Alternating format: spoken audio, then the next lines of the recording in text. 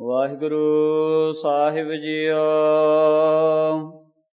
ਜਿਉ ਤੇ ਖਾਨ ਕੇ ਹੱਥ ਨ ਮਾਹੀ, ਬਿਨਾ ਕੁਠਾਰ ਕ੍ਰਿਤ ਹਵੈ ਨਾਹੀ। ਤਿਉ ਸਾਧਨ ਹੈ ਇੰਦਰ ਹੈ ਬਿਰੰਦਾ, ਇਨ ਤੇ ਆਤਮ ਪਿਰਥਕ ਆਨੰਦਾ। ਵਾਹਿਗੁਰੂ ਜੀ ਕਾ ਖਾਲਸਾ, ਵਾਹਿਗੁਰੂ ਜੀ ਕੀ ਫਤਿਹ। ਗੁਰੂ ਗਰੀਬ ਨਿਵਾਜ ਅੰਤਰਜਾਮੀ ਭਗਤ ਵਤਸਲ ਕਿਰਪਾ ਦੇ ਖਜ਼ਾਨੇ, ਧੰਨ ਧੰਨ ਸਾਹਿਬ ਸ੍ਰੀ ਗੁਰੂ ਗ੍ਰੰਥ ਸਾਹਿਬ ਮਹਾਰਾਜ ਦੀ ਪਾਵਨ ਪਵਿੱਤਰ ਹਜ਼ੂਰੀ ਵਿੱਚ ਸਜੀ ਹੋਈ ਗੁਰੂ ਰੂਪ ਗੁਰੂ ਖਾਲਸਾ ਸਾਧ ਸੰਗਤ ਜੀ, ਧੰਨ ਧੰਨ ਸਤਿਗੁਰੂ ਗੁਰੂ ਨਾਨਕ ਦੇਵ ਸਾਹਿਬ ਜੀ ਮਹਾਰਾਜ, ਰਾਏ ਬੁਲਾਰ ਜੀ ਨੂੰ ਪਾਵਨ ਪਵਿੱਤਰ ਉਪਦੇਸ਼, ਜੋ ਬ੍ਰਹਮ ਗਿਆਨ ਦਾ ਉਪਦੇਸ਼ ਹੁੰਦਾ ਹੈ, ਜਿਸ ਦੇ ਸਰਵਣ ਕਰਨ ਨਾਲ ਆਮ ਜਗਿਆਸੂ ਨੂੰ ਥੋੜ੍ਹਾ ਜਿਹਾ ਆਨੰਦ ਆਉਂਦਾ, ਪਰ ਜਿਨ੍ਹਾਂ ਦੀ ਅਵਸਥਾ ਬਣੀ ਹੁੰਦੀ ਥੋੜ੍ਹੀ ਜਿਹੀ, ਉਹਨਾਂ ਨੂੰ ਇਹਦਾ ਬਹੁਤਾ ਜ਼ਿਆਦਾ ਲਾਭ ਹੁੰਦਾ। ਸੋ ਇਹਦਾ ਲਾਭ ਹੁਣ ਵੀ ਹੋਇਆ।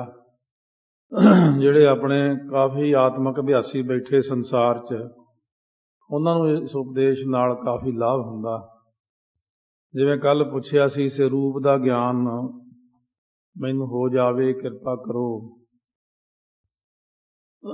ਮਹਾਰਾਜ ਕਹਿੰਦੇ, ਤੁਸੀਂ ਆਪਣੇ ਆਪ ਨੂੰ ਕੀ ਸਮਝਦੇ ਹੋ? ਰਾਏ ਬੁਲਾਰ ਜੀ ਕਹਿੰਦੇ, ਮੈਂ ਸਮਝਦਾ ਕਿ ਮੈਂ ਰਾਏ ਬੁਲਾਰ ਹਾਂ, ਤੁਰਕਾਂ ਦੇ ਘਰ ਮੇਰਾ ਜਨਮ ਹੋਇਆ, ਮੈਂ ਇੱਕ ਨਵਾਬ ਹਾਂ। ਸੋ ਇਸ ਤਰ੍ਹਾਂ ਮੈਂ ਪਹਿਲਾਂ ਬੱਚਾ ਸੀ, ਜਵਾਨ ਹੋ ਗਿਆ, ਬਿਰਧ ਹੋ ਗਿਆ, ਹੁਣ ਸਰੀਰ ਮੇਰਾ ਜਾਣ ਲੱਗਿਆ। ਮੈਂ ਇੰਨਾ ਕੁ ਸਮਝਦਾ ਆਪਣੇ ਆਪ ਨੂੰ।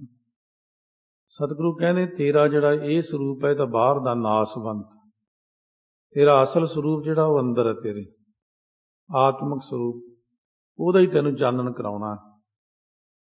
ਸੋ ਮਹਾਰਾਜ ਸੱਚੇ ਪਾਤਸ਼ਾਹ ਨੂੰ ਕਹਿਣ ਲੱਗਿਆ, ਮਹਾਰਾਜ ਜਿਹੜੇ ਬੁੱਧੀਮਾਨ ਲੋਕ ਨੇ ਉਹ ਇਹ ਕਹਿੰਦੇ ਨੇ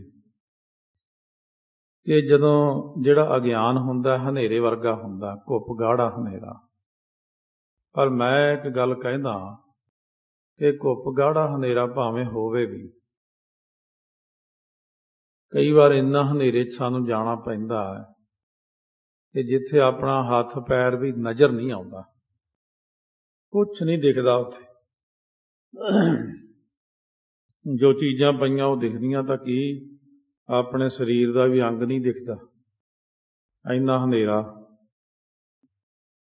ਪਰ ਇੱਕ ਗੱਲ ਦੱਸੋ, ਉਸ ਹਨੇਰੇ 'ਚ ਆਪਣੇ ਹੱਥਾਂ ਦਾ ਤਾਂ ਗਿਆਨ ਰਹਿੰਦਾ। ਮੇਰੇ ਹੱਥ ਨੇ, ਇਹ ਮੇਰੇ ਪੈਰ ਨੇ, ਇਹ ਮੇਰਾ ਨੱਕ ਹੈ, ਸਾਹ ਆ ਰਿਹਾ ਮੈਨੂੰ, ਸਰੀਰ ਹਿੱਲ ਰਿਹਾ। ਪਰ ਦੂਜੇ ਪੱਖ ਵਿੱਚ ਅਗਿਆਨ ਦਾ ਹਨੇਰਾ ਜਿਹੜਾ ਹੈ, ਇਹਦੇ ਹੁੰਦਿਆਂ ਹੋਇਆਂ ਅੰਦਰ ਫਿਰ ਸਰੂਪ ਦਾ ਅਨੁਭਵ ਜਿਹਾ ਕਿਉਂ ਨਹੀਂ ਹੁੰਦਾ? ਜਿਵੇਂ ਹਨੇਰੇ ਵਿੱਚ ਖੜੇ ਵਿਅਕਤੀ ਨੂੰ ਸਰੀਰ ਦਾ ਆਪਣਾ ਗਿਆਨ ਹੁੰਦਾ, ਪਰ ਅਗਿਆਨ ਦੇ ਹਨੇਰੇ ਵਿੱਚ ਆਪਣੇ ਸਰੂਪ ਦਾ ਫਿਰ ਅੰਦਰੋਂ ਗਿਆਨ ਕਿਉਂ ਨਹੀਂ ਪ੍ਰਤੀਤ ਹੁੰਦਾ? ਸੋ ਇਸ ਤਰ੍ਹਾਂ ਮਹਾਰਾਜ ਸੱਚੇ ਪਾਤਸ਼ਾਹ ਨੇ ਉਹਨੂੰ ਸਮਝਾਇਆ ਕਿ ਤੂੰ ਕੁਛ ਵੀ ਨਹੀਂ, ਇਹ ਸਾਰੀਆਂ ਚੀਜ਼ਾਂ ਛੱਡ ਕੇ, ਨਾ ਤੇ ਤੂੰ ਰਾਏ ਬੁਲਾਰ ਹੈ, ਨਾ ਤੂੰ ਤੁਰਕਾਂ ਦੇ ਘਰ ਜਨਮ ਲਿਆ, ਇਹ ਭੁੱਲ ਜਾ ਗੱਲ। ਨਾ ਤੇਰੀ ਕੋਈ ਜਾਤ, ਨਾ ਪਾਤ, ਨਾ ਕੋਈ ਬੰਤਾ, ਨਾ ਇਸਤਰੀ, ਨਾ ਪੁੱਤਰ, ਇਹ ਵੀ ਭੁੱਲ ਜਾ। ਤੂੰ ਅੰਦਰਲਾ ਸਰੂਪ ਦੇਖ ਕੇ ਮੈਂ ਆਤਮਾ ਹਾਂ। ਆਤਮਿਕ ਅਭਿਆਸੀ ਜਦੋਂ ਆਤਮਾ ਵੱਲ ਦੇਖ ਕੇ ਸਿਮਰਨ ਕਰਦੇ ਨੇ, ਬਹੁਤ ਛੇਤੀ ਪ੍ਰਕਾਸ਼ ਹੁੰਦਾ ਉਹਨਾਂ ਨੂੰ। ਜਦੋਂ ਤੱਕ ਆਪਾਂ ਸਰੀਰ ਸਮਝਦੇ ਹਾਂ ਆਪਣੇ ਆਪ ਨੂੰ, ਸਰੀਰ ਦੇ ਸਮਝਦਿਆਂ ਹੋਇਆਂ ਫਿਰ ਤਾਂ ਇਹੀ ਗਿਆਨ ਹੁੰਦਾ ਜਿਵੇਂ ਕਿਸੇ ਬੰਦੇ ਤੁਰੇ ਜਾਂਦੇ ਦੇਖ ਕੇ ਕਹੀਏ, ਕੋਈ ਨਾਂ ਰੱਖ ਲਓ ਵੀ ਉਹ ਆ ਗਿਆ ਬਈ ਜੋਗਿੰਦਰ ਸਿੰਘ। ਬੰਦੇ ਨੂੰ ਦੇਖ ਕੇ ਆਪਾਂ ਐਂ ਕਹਿੰਦੇ, ਇਹ ਕੀ ਕਰਦਾ? ਇਹ ਫਲਾਨਾ ਕੰਮ ਕਰਦਾ, ਲਾਸਟ ਨੇਮ ਉਹਦਾ ਬੋਲ ਦਿੰਦੇ ਆ, ਫਲਾਨਾ ਇਹਦਾ ਲਾਸਟ ਨੇਮ ਹੈ, ਇਹ ਇਸ ਤਰ੍ਹਾਂ ਹੈ, ਇਹ ਫਲਾਨੇ ਪਿੰਡ ਦਾ ਹੈ, ਇਹਦੇ ਇੰਨੇ ਬੱਚੇ ਨੇ, ਫਲਾਣੇ ਥਾਂ ਰਹਿੰਦਾ ਹੈ, ਉਹਨੂੰ ਵੀ ਪੁੱਛੋ ਤਾਂ ਤੂੰ ਕੌਣ ਹੈ, ਮੇਰਾ ਨਾਂ ਆਹ ਹੈ, ਇੰਨੇ ਬੱਚੇ ਨੇ, ਇੰਨੀ ਉਮਰ ਹੈ, ਫਲਾਣੇ ਥਾਂ ਰਹਿਣਾ। ਇੰਨਾ ਗਿਆਨ ਸਿਰਫ ਸਧਾਰਨ ਮਨੁੱਖ ਨੂੰ ਹੁੰਦਾ ਆਪਣਾ, ਪਰ ਇਹ ਗਿਆਨ ਨਹੀਂ। ਇੰਨੇ ਗਿਆਨ ਨੂੰ ਹੀ ਕਹਿੰਦੇ ਨੇ ਇਹ ਅਗਿਆਨ ਹੈ। ਅਸਲ ਵਿੱਚ ਬੁੱਧੀਮਾਨ ਇਸੇ ਅਗਿਆਨ ਨੂੰ ਗਿਆਨ ਕਹੀ ਜਾਂਦੇ ਨੇ। ਇਹ ਬਾਹਰਲੇ ਸਰੀਰ ਦਾ ਗਿਆਨ ਨਹੀਂ ਮੰਨਣਾ, ਅੰਦਰਲੇ ਸਰੀਰ ਨੂੰ ਜਿਹੜਾ ਆਤਮਿਕ ਵਸਤੂ ਹੈ ਉਹਦਾ ਗਿਆਨ ਜਾਣਨਾ ਕਰੋ। ਤਾਂ ਤੇ ਇਸ ਕਰਕੇ ਜਿਹੜਾ ਹੈ ਨਾ, ਇਹ ਸਰੀਰ ਦਾ ਹੰਕਾਰ ਛੱਡ, ਮੈਂ ਸਰੀਰ ਨਹੀਂ, ਇਹ ਗੱਲ ਸਹੀ ਹੈ। ਮੈਂ ਇੰਦਰੀਆਂ ਨਹੀਂ, ਇਹ ਵੀ ਸਹੀ ਹੈ। ਮੈਂ ਮਨ ਵੀ ਨਹੀਂ, ਇਹ ਵੀ ਸਹੀ ਹੈ। ਜਿਵੇਂ ਤੁਸੀਂ ਕਹਿੰਦੇ ਹੋ ਮੈਂ ਚੱਲਦਾ, ਮੈਂ ਮੰਗਦਾ, ਮੈਂ ਸੋ ਇਸ ਤਰ੍ਹਾਂ ਦੇਖਦਾ, ਸੁੰਘਦਾ, ਮੈਂ ਵਿਖਿਆਨ ਕਰਦਾ, ਮੈਂ ਸਪਰਸ਼ ਕਰਦਾ, ਮੈਂ ਸਵਾਦ ਲੈ ਰਿਹਾ ਕਿਸੇ ਚੀਜ਼ ਦਾ, ਇਹ ਬੰਦੇ ਬਾਹਰਲੇ ਸਰੀਰ ਦੀ ਹੰਗਤਾ ਕਰਕੇ ਕਹਿੰਦਾ ਹੈ। ਇਸੇ ਕਰਕੇ ਜਿਹੜੀਆਂ ਸਰੀਰ ਦੀਆਂ ਇੰਦਰੀਆਂ ਇਹ ਵੱਖਰੀਆਂ ਨੇ। ਉਹ ਸਰੂਪ ਮੈਂ ਆਪਣੇ ਆਪ ਨੂੰ ਜਾਣਦਾ ਜੀ ਕਿ ਮੈਂ ਇੰਦਰੀਆਂ ਸਰੂਪ ਹਾਂ, ਇੰਦਰੀਆਂ ਹਾਂ ਮੈਂ। ਚਲੋ ਸਰੀਰ ਤਾਂ ਮੈਂ ਛੱਡ ਦਿੱਤਾ। ਇੱਥੇ ਕਾਫੀ ਵਿਗਿਆਨ ਦੀ ਚੀਜ਼ ਹੈ ਇਹ।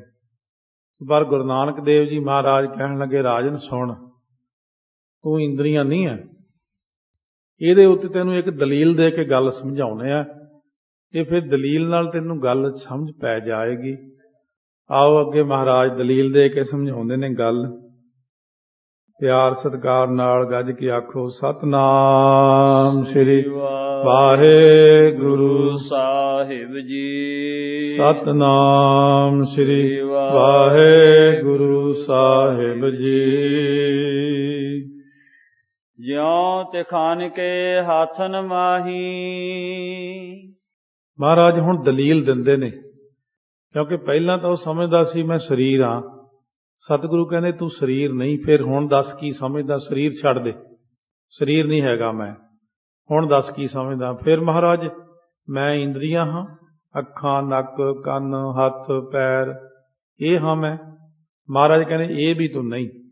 ਤੈਨੂੰ ਮੈਂ ਦਲੀਲ ਦੇ ਕੇ ਸਮਝਾਉਣਾ। ਜਿਵੇਂ ਤਰਖਾਣ ਹੁੰਦਾ ਇੱਕ, ਉਹ ਤਰਖਾਣ ਦੇ ਹੱਥ ਦੇ ਵਿੱਚ ਬਿਨਾ ਕੁਠਾਰ ਕ੍ਰਿਤ ਹਵੈ ਨਾਹੀ। ਸੋ ਜਦੋਂ ਉਹਦੇ ਹੱਥ ਦੇ ਵਿੱਚ ਬਿਨਾ ਕੁਠਾਰੋ ਤੋਂ ਭਾਵ ਕੁਹਾੜਾ ਹੈ। ਹੁਣ ਕੁਹਾੜੇ ਤੋਂ ਬਿਨਾ ਉਹ ਕਾਹਦਾ ਤਰਖਾਣ ਹੈ? ਜੰਗਲ 'ਚ ਲੱਕੜਾਂ ਲੈਣ ਜੇ ਜਾਂਦਾ ਹੈ, ਕੁਹਾੜੇ ਨੇ ਲੱਕੜ ਵੱਢਣੀ ਸੀ, ਕੁਹਾੜਾ ਤਾਂ ਘਰੇ ਛੱਡਿਆ। ਸੋ ਇਸ ਪ੍ਰਕਾਰ ਅੱਗੇ ਜਾਣੋ। ਤਿਉ ਸਾਧਨ ਹੈ ਇੰਦਰਾ ਬ੍ਰਿੰਦਾ। ਇਹ ਸਾਰੇ ਜਿਹੜੇ ਇੰਦਰੀਏ ਨੇ ਸਰੀਰ ਦੇ ਆਪਣੇ, ਇਹ ਸਰੀਰ ਲਈ ਇੱਕ ਸਾਧਨ ਹੈ, ਮਨ ਲਈ ਇੱਕ ਸਾਧਨ ਹੈ। ਮਨ ਬੁੱਧੀ ਦੇ ਆਖੇ ਲੱਗ ਕੇ ਨਾ, ਪਿੱਛੋਂ ਚੱਲੀ ਆਤਮਾ ਲਾਈਟ ਦਿੰਦੀ ਬੁੱਧੀ ਨੂੰ, ਬੁੱਧੀ ਦੇ ਆਖੇ ਲੱਗ ਕੇ ਮਨ ਜਿਹੜਾ ਅੰਦਰੋਂ ਬੈਠ ਕੇ ਕੰਟਰੋਲ ਕਰਦਾ ਸਾਰੀਆਂ ਇੰਦਰੀਆਂ ਤੇ। ਸੋ ਜੇ ਇੰਦਰੀਆਂ ਨਾ ਹੋਣ, ਮਨ ਦੇਖ ਨਹੀਂ ਸਕਦਾ। ਮਨ ਅੱਖਾਂ ਰਾਹੀਂ ਦੇਖਦਾ ਹੈ। ਇਹਨਾਂ ਤੋਂ ਕੰਮ ਲਿਆ ਉਹਨੇ। ਜਿਵੇਂ ਤਰਖਾਣ ਕੁਹਾੜਾ ਨਾਲ ਵੱਢਦਾ ਹੈ, ਆਰੀ ਨਾਲ ਚੀਰਦਾ ਹੈ, ਇਸੇ ਪ੍ਰਕਾਰ ਮਨ ਰੂਪ ਤਰਖਾਣ ਅੱਖਾਂ ਦੇ ਨਾਲ ਦੇਖਦਾ, ਕੰਨਾਂ ਦੇ ਨਾਲ ਸੁਣਦਾ, ਮੂੰਹ ਨਾਲ ਬੋਲਦਾ, ਇਹ ਹੱਥਾਂ ਨਾਲ ਕੰਮ ਕਰਦਾ। ਮਨ ਅੰਦਰੋਂ ਪੈਰ ਚਲਾਉਂਦਾ, ਤੁਰ ਕੇ ਜਾਂਦੇ ਆ। ਮਨ ਦੇ ਸੰਕੇਤ, ਮਨ ਦਾ ਆਰਡਰ ਚੱਲਦਾ ਸਰੀਰ ਸਿਰ 'ਚੋਂ। ਉਹ ਜਦੋਂ ਉੱਪਰੋਂ ਆਰਡਰ ਕਰਦਾ ਇਹ ਚੀਜ਼ ਨੂੰ, ਇੱਕਦਮ ਪਤੀਲੇ ਨੂੰ ਹੱਥ ਲੱਗਿਆ, ਇੱਕਦਮ ਪਿੱਛੇ ਕਰ ਲਿਆ, ਤੱਤਾ ਹੈ। ਇਹ ਅੰਦਰੋਂ ਮਨ ਕਹਿੰਦਾ ਗਰਮ, ਪਿੱਛੇ ਕਰ ਲਓ, ਠੰਡਾ ਹੈ, ਮਿੱਠਾ ਹੈ, ਕੌੜਾ ਹੈ, ਕਸੈਲਾ ਹੈ, ਫਿੱਕਾ ਹੈ, ਨੀਲਾ ਹੈ, ਪੀਲਾ, ਅੱਖਾਂ ਦੱਸਦੀਆਂ ਮਨ ਨੂੰ। ਇਸ ਸਾਧਨ ਕਰਕੇ ਇੰਦਰੀਆਂ ਜਿਹੜੀਆਂ, ਇਹਨਾਂ ਦੇ ਰਾਹੀਂ ਮਨ ਸਾਰਾ ਕੁਝ ਕਰਦਾ ਹੈ। ਇਨ ਤੇ ਆਤਮ ਪ੍ਰਥਕ ਆਨੰਦਾ। ਸੋ ਇਹਨਾਂ ਤੋਂ ਜਿਹੜਾ ਆਤਮਕ ਸਾਡੀ ਅੰਦਰ ਆਤਮਾ ਹੈ ਨਾ, ਜੀਵ ਦਾ ਅਸਲ ਰੂਪ, ਉਹ ਵੱਖਰਾ ਹੈ। ਸਰੀਰ ਤੋਂ ਵੀ ਆਤਮਾ ਵੱਖਰੀ ਹੈ, ਇੰਦਰੀਆਂ ਤੋਂ ਵੀ ਵੱਖਰੀ ਹੈ, ਤੇ ਮਨ ਜਿਹੜਾ ਹੈ ਉਹ ਆਖੇ ਲੱਗ ਕੇ ਪਿੱਛੋਂ ਬੁੱਧੀ ਦੇ ਉਦੋਂ ਪਿੱਛੇ ਖੜੀ ਆਤਮਾ। ਕਿਉਂਕਿ ਇਹ ਸਾਖੀ ਚੱਲ ਰਹੀ ਹੈ ਲੜੀਵਾਰ ਸੁਣਦੇ ਆ ਤਾਂ ਆਤਮਾ ਦੇ ਉੱਤੇ ਚੱਲ ਰਹੀ ਗੱਲ।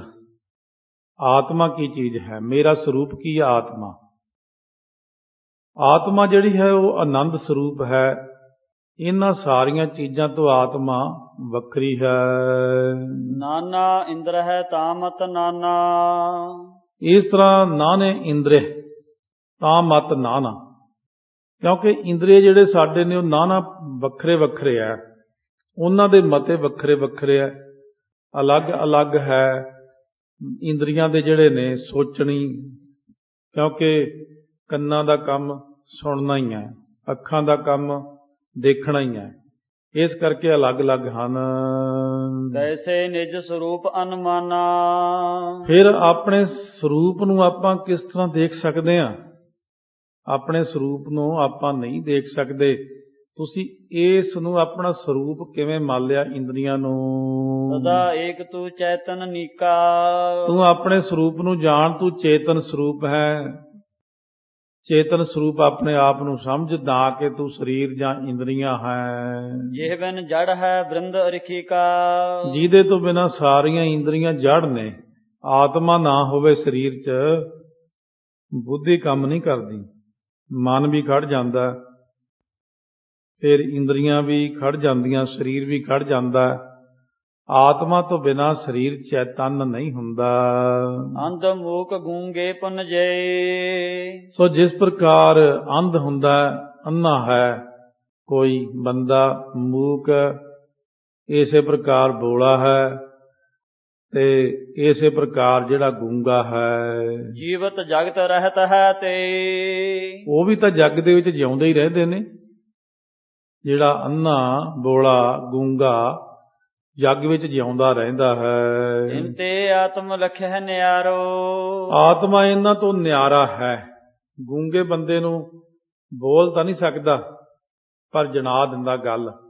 ਬੋਲੇ ਬੰਦਾ ਵੀ ਜੇ ਅੰਦਰ ਆਤਮਾ ਨਾ ਹੋਵੇ ਨਾ, ਫਿਰ ਅੰਨਾ ਬੰਦਾ ਜਿਹੜਾ ਹੁੰਦਾ, ਅੰਨਾ ਬੰਦਾ ਭਾਵੇਂ ਠੀਕ ਆ ਅੰਨਾ, ਪਰ ਉਹਦੀ ਅੰਦਰਲੀ ਸ਼ਕਤੀ ਇੰਨੀ ਤੇਜ਼ ਹੁੰਦੀ ਆ। ਅੰਨਾ ਬੰਦਾ ਜੇ ਕਮਰੇ 'ਚ ਬੈਠਾ, ਕੋਈ ਐ ਨੰਗੇ ਪੈਰੀ ਮਲਕ ਮਲਕ ਪੈਰ ਰੱਖੇ ਨਾ, ਉਹ ਫਟ ਕੋ ਕੌਣ ਹੈ, ਉਹਨੂੰ ਇੰਨਾ ਗਿਆਨ ਹੋ ਜਾਂਦਾ। ਇਸ ਕਰਕੇ ਉਹ ਅੱਖਾਂ ਤੋਂ ਬਿਨਾਂ ਹੀ ਕਿਵੇਂ ਕਹਿੰਦਾ ਕੌਣ ਹੈ? ਇਹ ਆਤਮਾ। ਆਤਮਾ ਹੀ ਸੋਝੀ ਦਿੰਦੀ ਆਪਾਂ ਨੂੰ ਕਿ ਇਹ ਕੌਣ ਹੈ, ਇਹ ਜਿਹੜੀ ਅੰਦਰ ਕੰਮ ਕਰਦੀ ਚੀਜ਼। ਸੋ ਬੋਲਾ ਬੰਦਾ ਸੁਣ ਨਹੀਂ ਸਕਦਾ, ਪਰ ਫਿਰ ਵੀ ਉਹ ਕੁਛ ਆਪਣੇ ਅੰਦਾਜ਼ੇ ਲਾਉਂਦਾ। ਇਸੇ ਤਰ੍ਹਾਂ ਹੀ ਮਹਾਰਾਜ ਕਹਿੰਦੇ ਇਹੀ ਆਤਮਾ ਹੀ ਉਹਨੂੰ ਦੱਸਦੀ ਹੈ। ਕੋਈ ਬੰਦਾ ਗੂੰਗਾ ਹੈ, ਬੋਲ ਨਹੀਂ ਸਕਦਾ। ਜਦੋਂ ਬੋਲ ਨਹੀਂ ਸਕਦਾ ਉਹ ਗੂੰਗਾ, ਤਾਂ ਪਰ ਉਹ ਗੱਲ ਜਣਾ ਦਿੰਦਾ। ਫਿਰ ਵੀ ਇਹ ਆਤਮਾ ਹੀ ਹੈ ਜਿਹੜੀ ਅੰਨੇ ਦੀ ਮਦਦ ਕਰਦੀ, ਮੂਕ ਦੀ ਮਦਦ ਕਰਦੀ ਹੈ, ਗੂੰਗੇ ਦੀ ਮਦਦ ਕਰਦੀ ਹੈ। ਇੰਦਰਾ ਤਨ ਕੇ ਜੌਨ ਆਧਾਰ। ਸੋ ਇਸ ਤਰੀਕੇ ਨਾਲ ਆਤਮਾ ਵੱਖਰਾ ਇਹਨਾਂ ਸਾਰੀਆਂ ਚੀਜ਼ਾਂ ਤੋਂ। ਇੰਦਰੇ ਜਿਹੜੇ ਸਾਡੇ ਸਰੀਰ ਦੇ ਨੇ, ਤੇ ਸਰੀਰ ਹੈ ਇਹ ਜਿਹਦੇ ਆਸਰੇ ਰਹਿੰਦੇ ਹਨ ਸਾਰੇ। ਨਿਜ ਤਤ ਕੋ ਰਖੀਕ ਗੁਣ ਗ੍ਰਾਹੀ। ਇੰਦਰੀਆਂ ਆਪੋ ਆਪਣੇ ਤੱਤਾਂ ਦੇ ਗੁਣ ਨੂੰ ਗ੍ਰਹਿਣ ਕਰਦੀਆਂ ਹਨ। ਨਭ ਕੋ ਸ਼ਬਦ ਸ਼ਰਵਣ ਗਹਿ ਤਾਹੀ। ਹੁਣ ਨਭ ਜਿਹੜਾ ਆਕਾਸ਼ ਹੁੰਦਾ ਹੈ, ਆਕਾਸ਼ ਦਾ ਸ਼ਬਦ ਸ਼ਰਵਣ ਗਤ ਤਾਹੀ। ਆਕਾਸ਼ ਦਾ ਗੁਣ ਹੈ ਸ਼ਬਦ, ਉਹਨੂੰ ਕੰਨ ਗ੍ਰਹਿਣ ਕਰਦੇ ਨੇ। ਆਕਾਸ਼ ਵੀ ਖਾਲੀ ਖਾਲੀ ਹੈ, ਤੇ ਕੰਨ ਵੀ ਅੰਦਰੋਂ ਖਾਲੀ ਖਾਲੀ ਹੈ। ਇਸ ਕਰਕੇ ਆਕਾਸ਼ ਤੱਤ ਦਾ ਇਹ ਸੰਬੰਧ ਸਰੀਰ ਨਾਲ ਕਿੱਥੇ ਹੈ? ਕੰਨਾਂ ਵਿੱਚ। ਕੰਨਾਂ ਦੇ ਵਿੱਚ ਆਕਾਸ਼ ਤੱਤ ਦਾ ਸੰਬੰਧ ਹੈ। ਦੂਜਾ ਵਾਉ ਕੇ ਇੰਦਰੀਆ ਜਾ। ਇਹ ਵਾਉ ਦਾ ਜਿਹੜਾ ਇੰਦਰੀਆ ਹੈ ਤਵਚਾ ਹੈ। ਇਸ ਕਰਕੇ ਕਿਉਂਕਿ ਜਦੋਂ ਹਵਾ ਚੱਲਦੀ ਹੈ, ਸਰੀਰ ਨੂੰ ਟੱਚ ਹੁੰਦੀ ਹੈ, ਤਾਂ ਆਪਾਂ ਕਹਿੰਦੇ ਠੰਡੀ ਹੈ, ਤਵਚਾ ਹੈ, ਮਹਿਸੂਸ ਕਰਦੀ ਹੈ। ਹਵਾ ਗਰਮ ਹੈ। ਹਵਾ ਇਸ ਤਰ੍ਹਾਂ ਹਵਾ ਨੂੰ ਤਵਚਾ ਮਹਿਸੂਸ ਕਰਨ ਕਰਕੇ ਇਹ ਜਿਹੜੀ ਸਾਡੀ ਚਮੜੀ ਹੈ, ਇਹ ਹਵਾ ਦਾ ਗੁਣ ਹੈ। ਇਹ ਕੋ ਵਿਸੈ ਸਪਰਸ਼ ਪਛਾਨ। ਇਹਦਾ ਵਿਸ਼ਾ ਕੀ ਹੈ? ਸਪਰਸ਼ ਕਰਨਾ, ਛੂਹਣਾ, ਪਛਾਣ ਲੈਣਾ, ਕਿ ਜਦੋਂ ਕੋਈ ਟੱਚ ਕਰਦਾ ਆਪਾਂ ਨੂੰ ਉਦੋਂ ਪਤਾ ਲੱਗ ਜਾਂਦਾ ਹੈ। ਇਹ ਸੁਭਾਉ ਤਾਂ ਕੋ ਸੋ ਗਹੀ। ਤੇ ਇਸ ਕਰਕੇ ਫੜਦਾ ਹੈ ਇਹ ਸੁਭਾਅ ਨੂੰ। ਸਾਡੀ ਤਵਚਾ ਜਿਹੜੀ ਹੈ, ਇਸ ਸੁਭਾਅ ਨੂੰ ਕੌਣ ਪਕੜਦਾ ਹੈ? ਬਾਦ ਅਹੰਤਾ ਤੂੰ ਕਿਉ ਲਹੀ। ਬਾਦ ਹੁੰਦਾ ਵਿਅਰਥ ਦੀ ਹੰਗਤਾ ਤੂੰ ਕਿਉਂ ਕਰਦਾ ਹੈ? ਕਿਉਂਕਿ ਇਹ ਸੁਭਾਅ ਤਾਂ ਇਹਨਾਂ ਦਾ ਹੈ, ਆਤਮਾ ਕਰਕੇ। ਚਖ ਅਗਨੀ ਕੀ ਗੁਣ ਤਹਿ ਰੂਪਾ। ਹੁਣ ਅੱਖਾਂ ਜਿਹੜੀਆਂ ਨੇ, ਅੱਖਾਂ ਕਿਹੜੇ ਤੱਤ ਦਾ, ਅੱਖਾਂ ਕਿਹੜੇ ਤੱਤ ਤੋਂ ਬਣੀਆਂ ਜੇ ਕੋਈ ਪੁੱਛੇ? ਇਹ ਅੱਖਾਂ ਅੱਗ ਦਾ ਇੰਦਰਾ ਹੈ, ਅਗਨੀ ਦਾ ਪ੍ਰਭਾਵ ਅੱਖਾਂ ਤੇ ਹੈ। ਇਸ ਪ੍ਰਕਾਰ ਅੱਖਾਂ ਹੁੰਦੀਆਂ ਆਪਣੀਆਂ।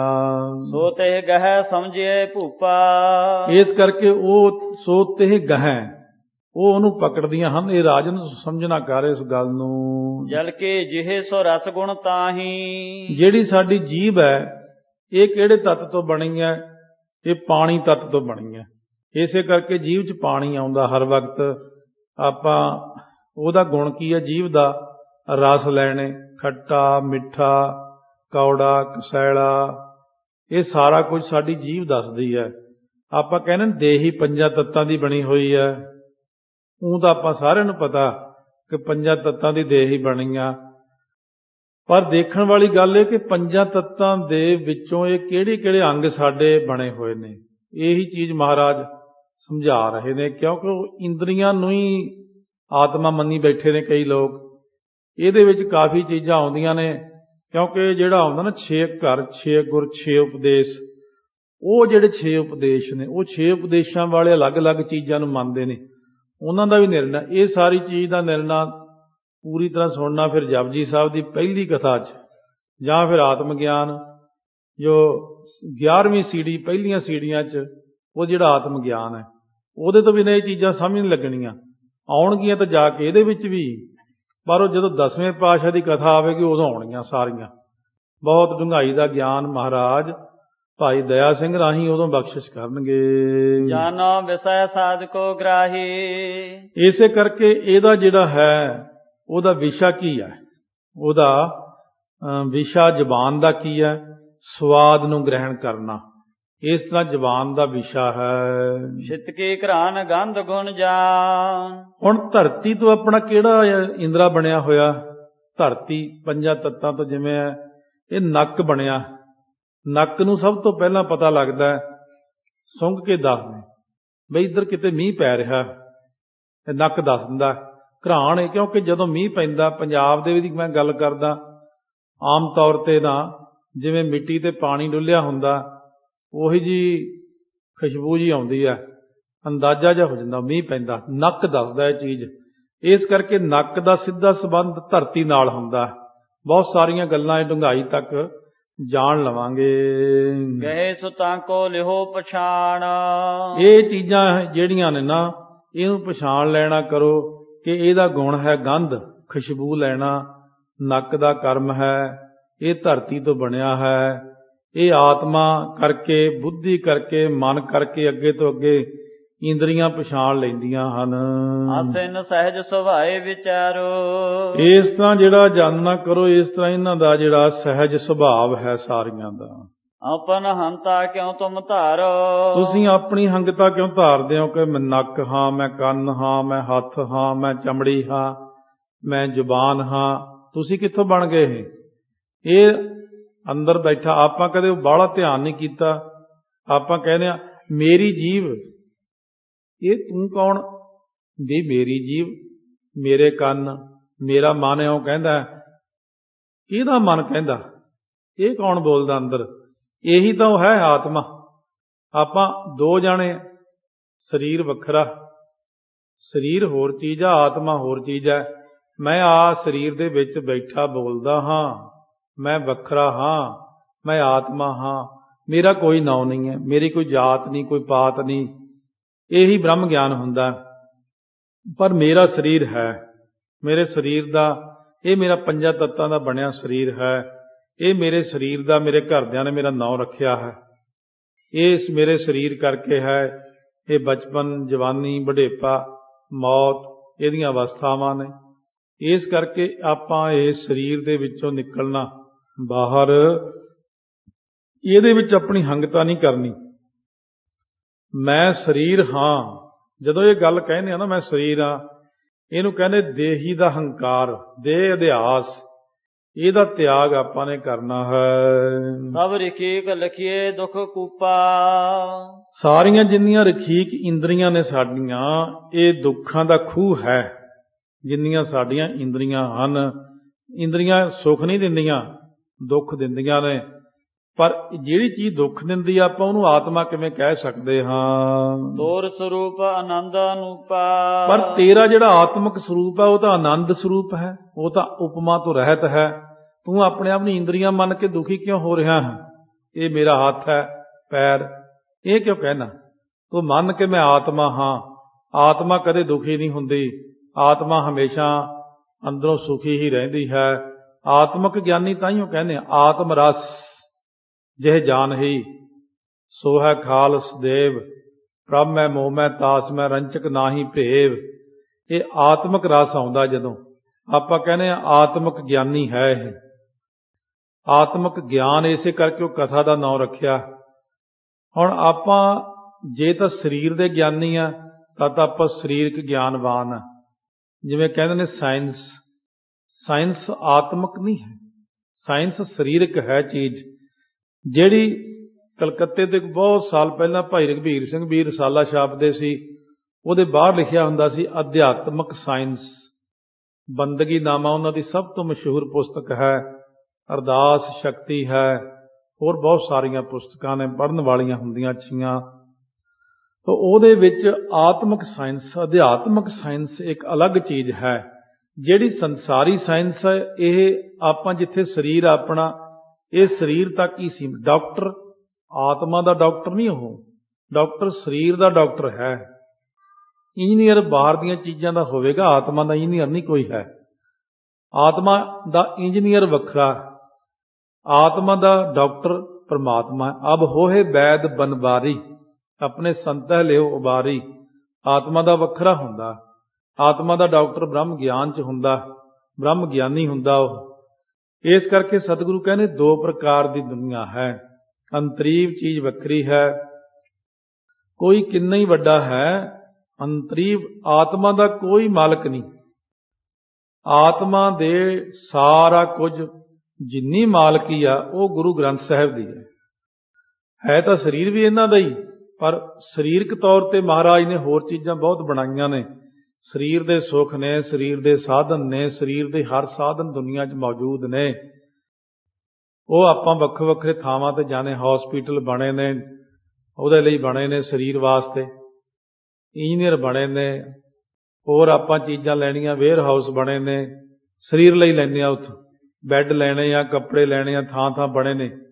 ਫਿਰ ਇਸੇ ਗਰੋਸਰੀ ਜਿਹੜੀ ਸਰੀਰ ਲਈ ਆ, ਪਰ ਆਤਮਾ ਲਈ ਤਾਂ ਕਿਤੇ ਕੋਈ ਲੈ ਕੇ ਕੁਛ ਨਹੀਂ ਬੈਠਾ। ਆਤਮਾ ਲਈ ਆਪਾਂ ਨੂੰ ਗੁਰੂ ਸਾਹਿਬ ਕੋਲ ਹੀ ਆਉਣਾ ਪੈਂਦਾ।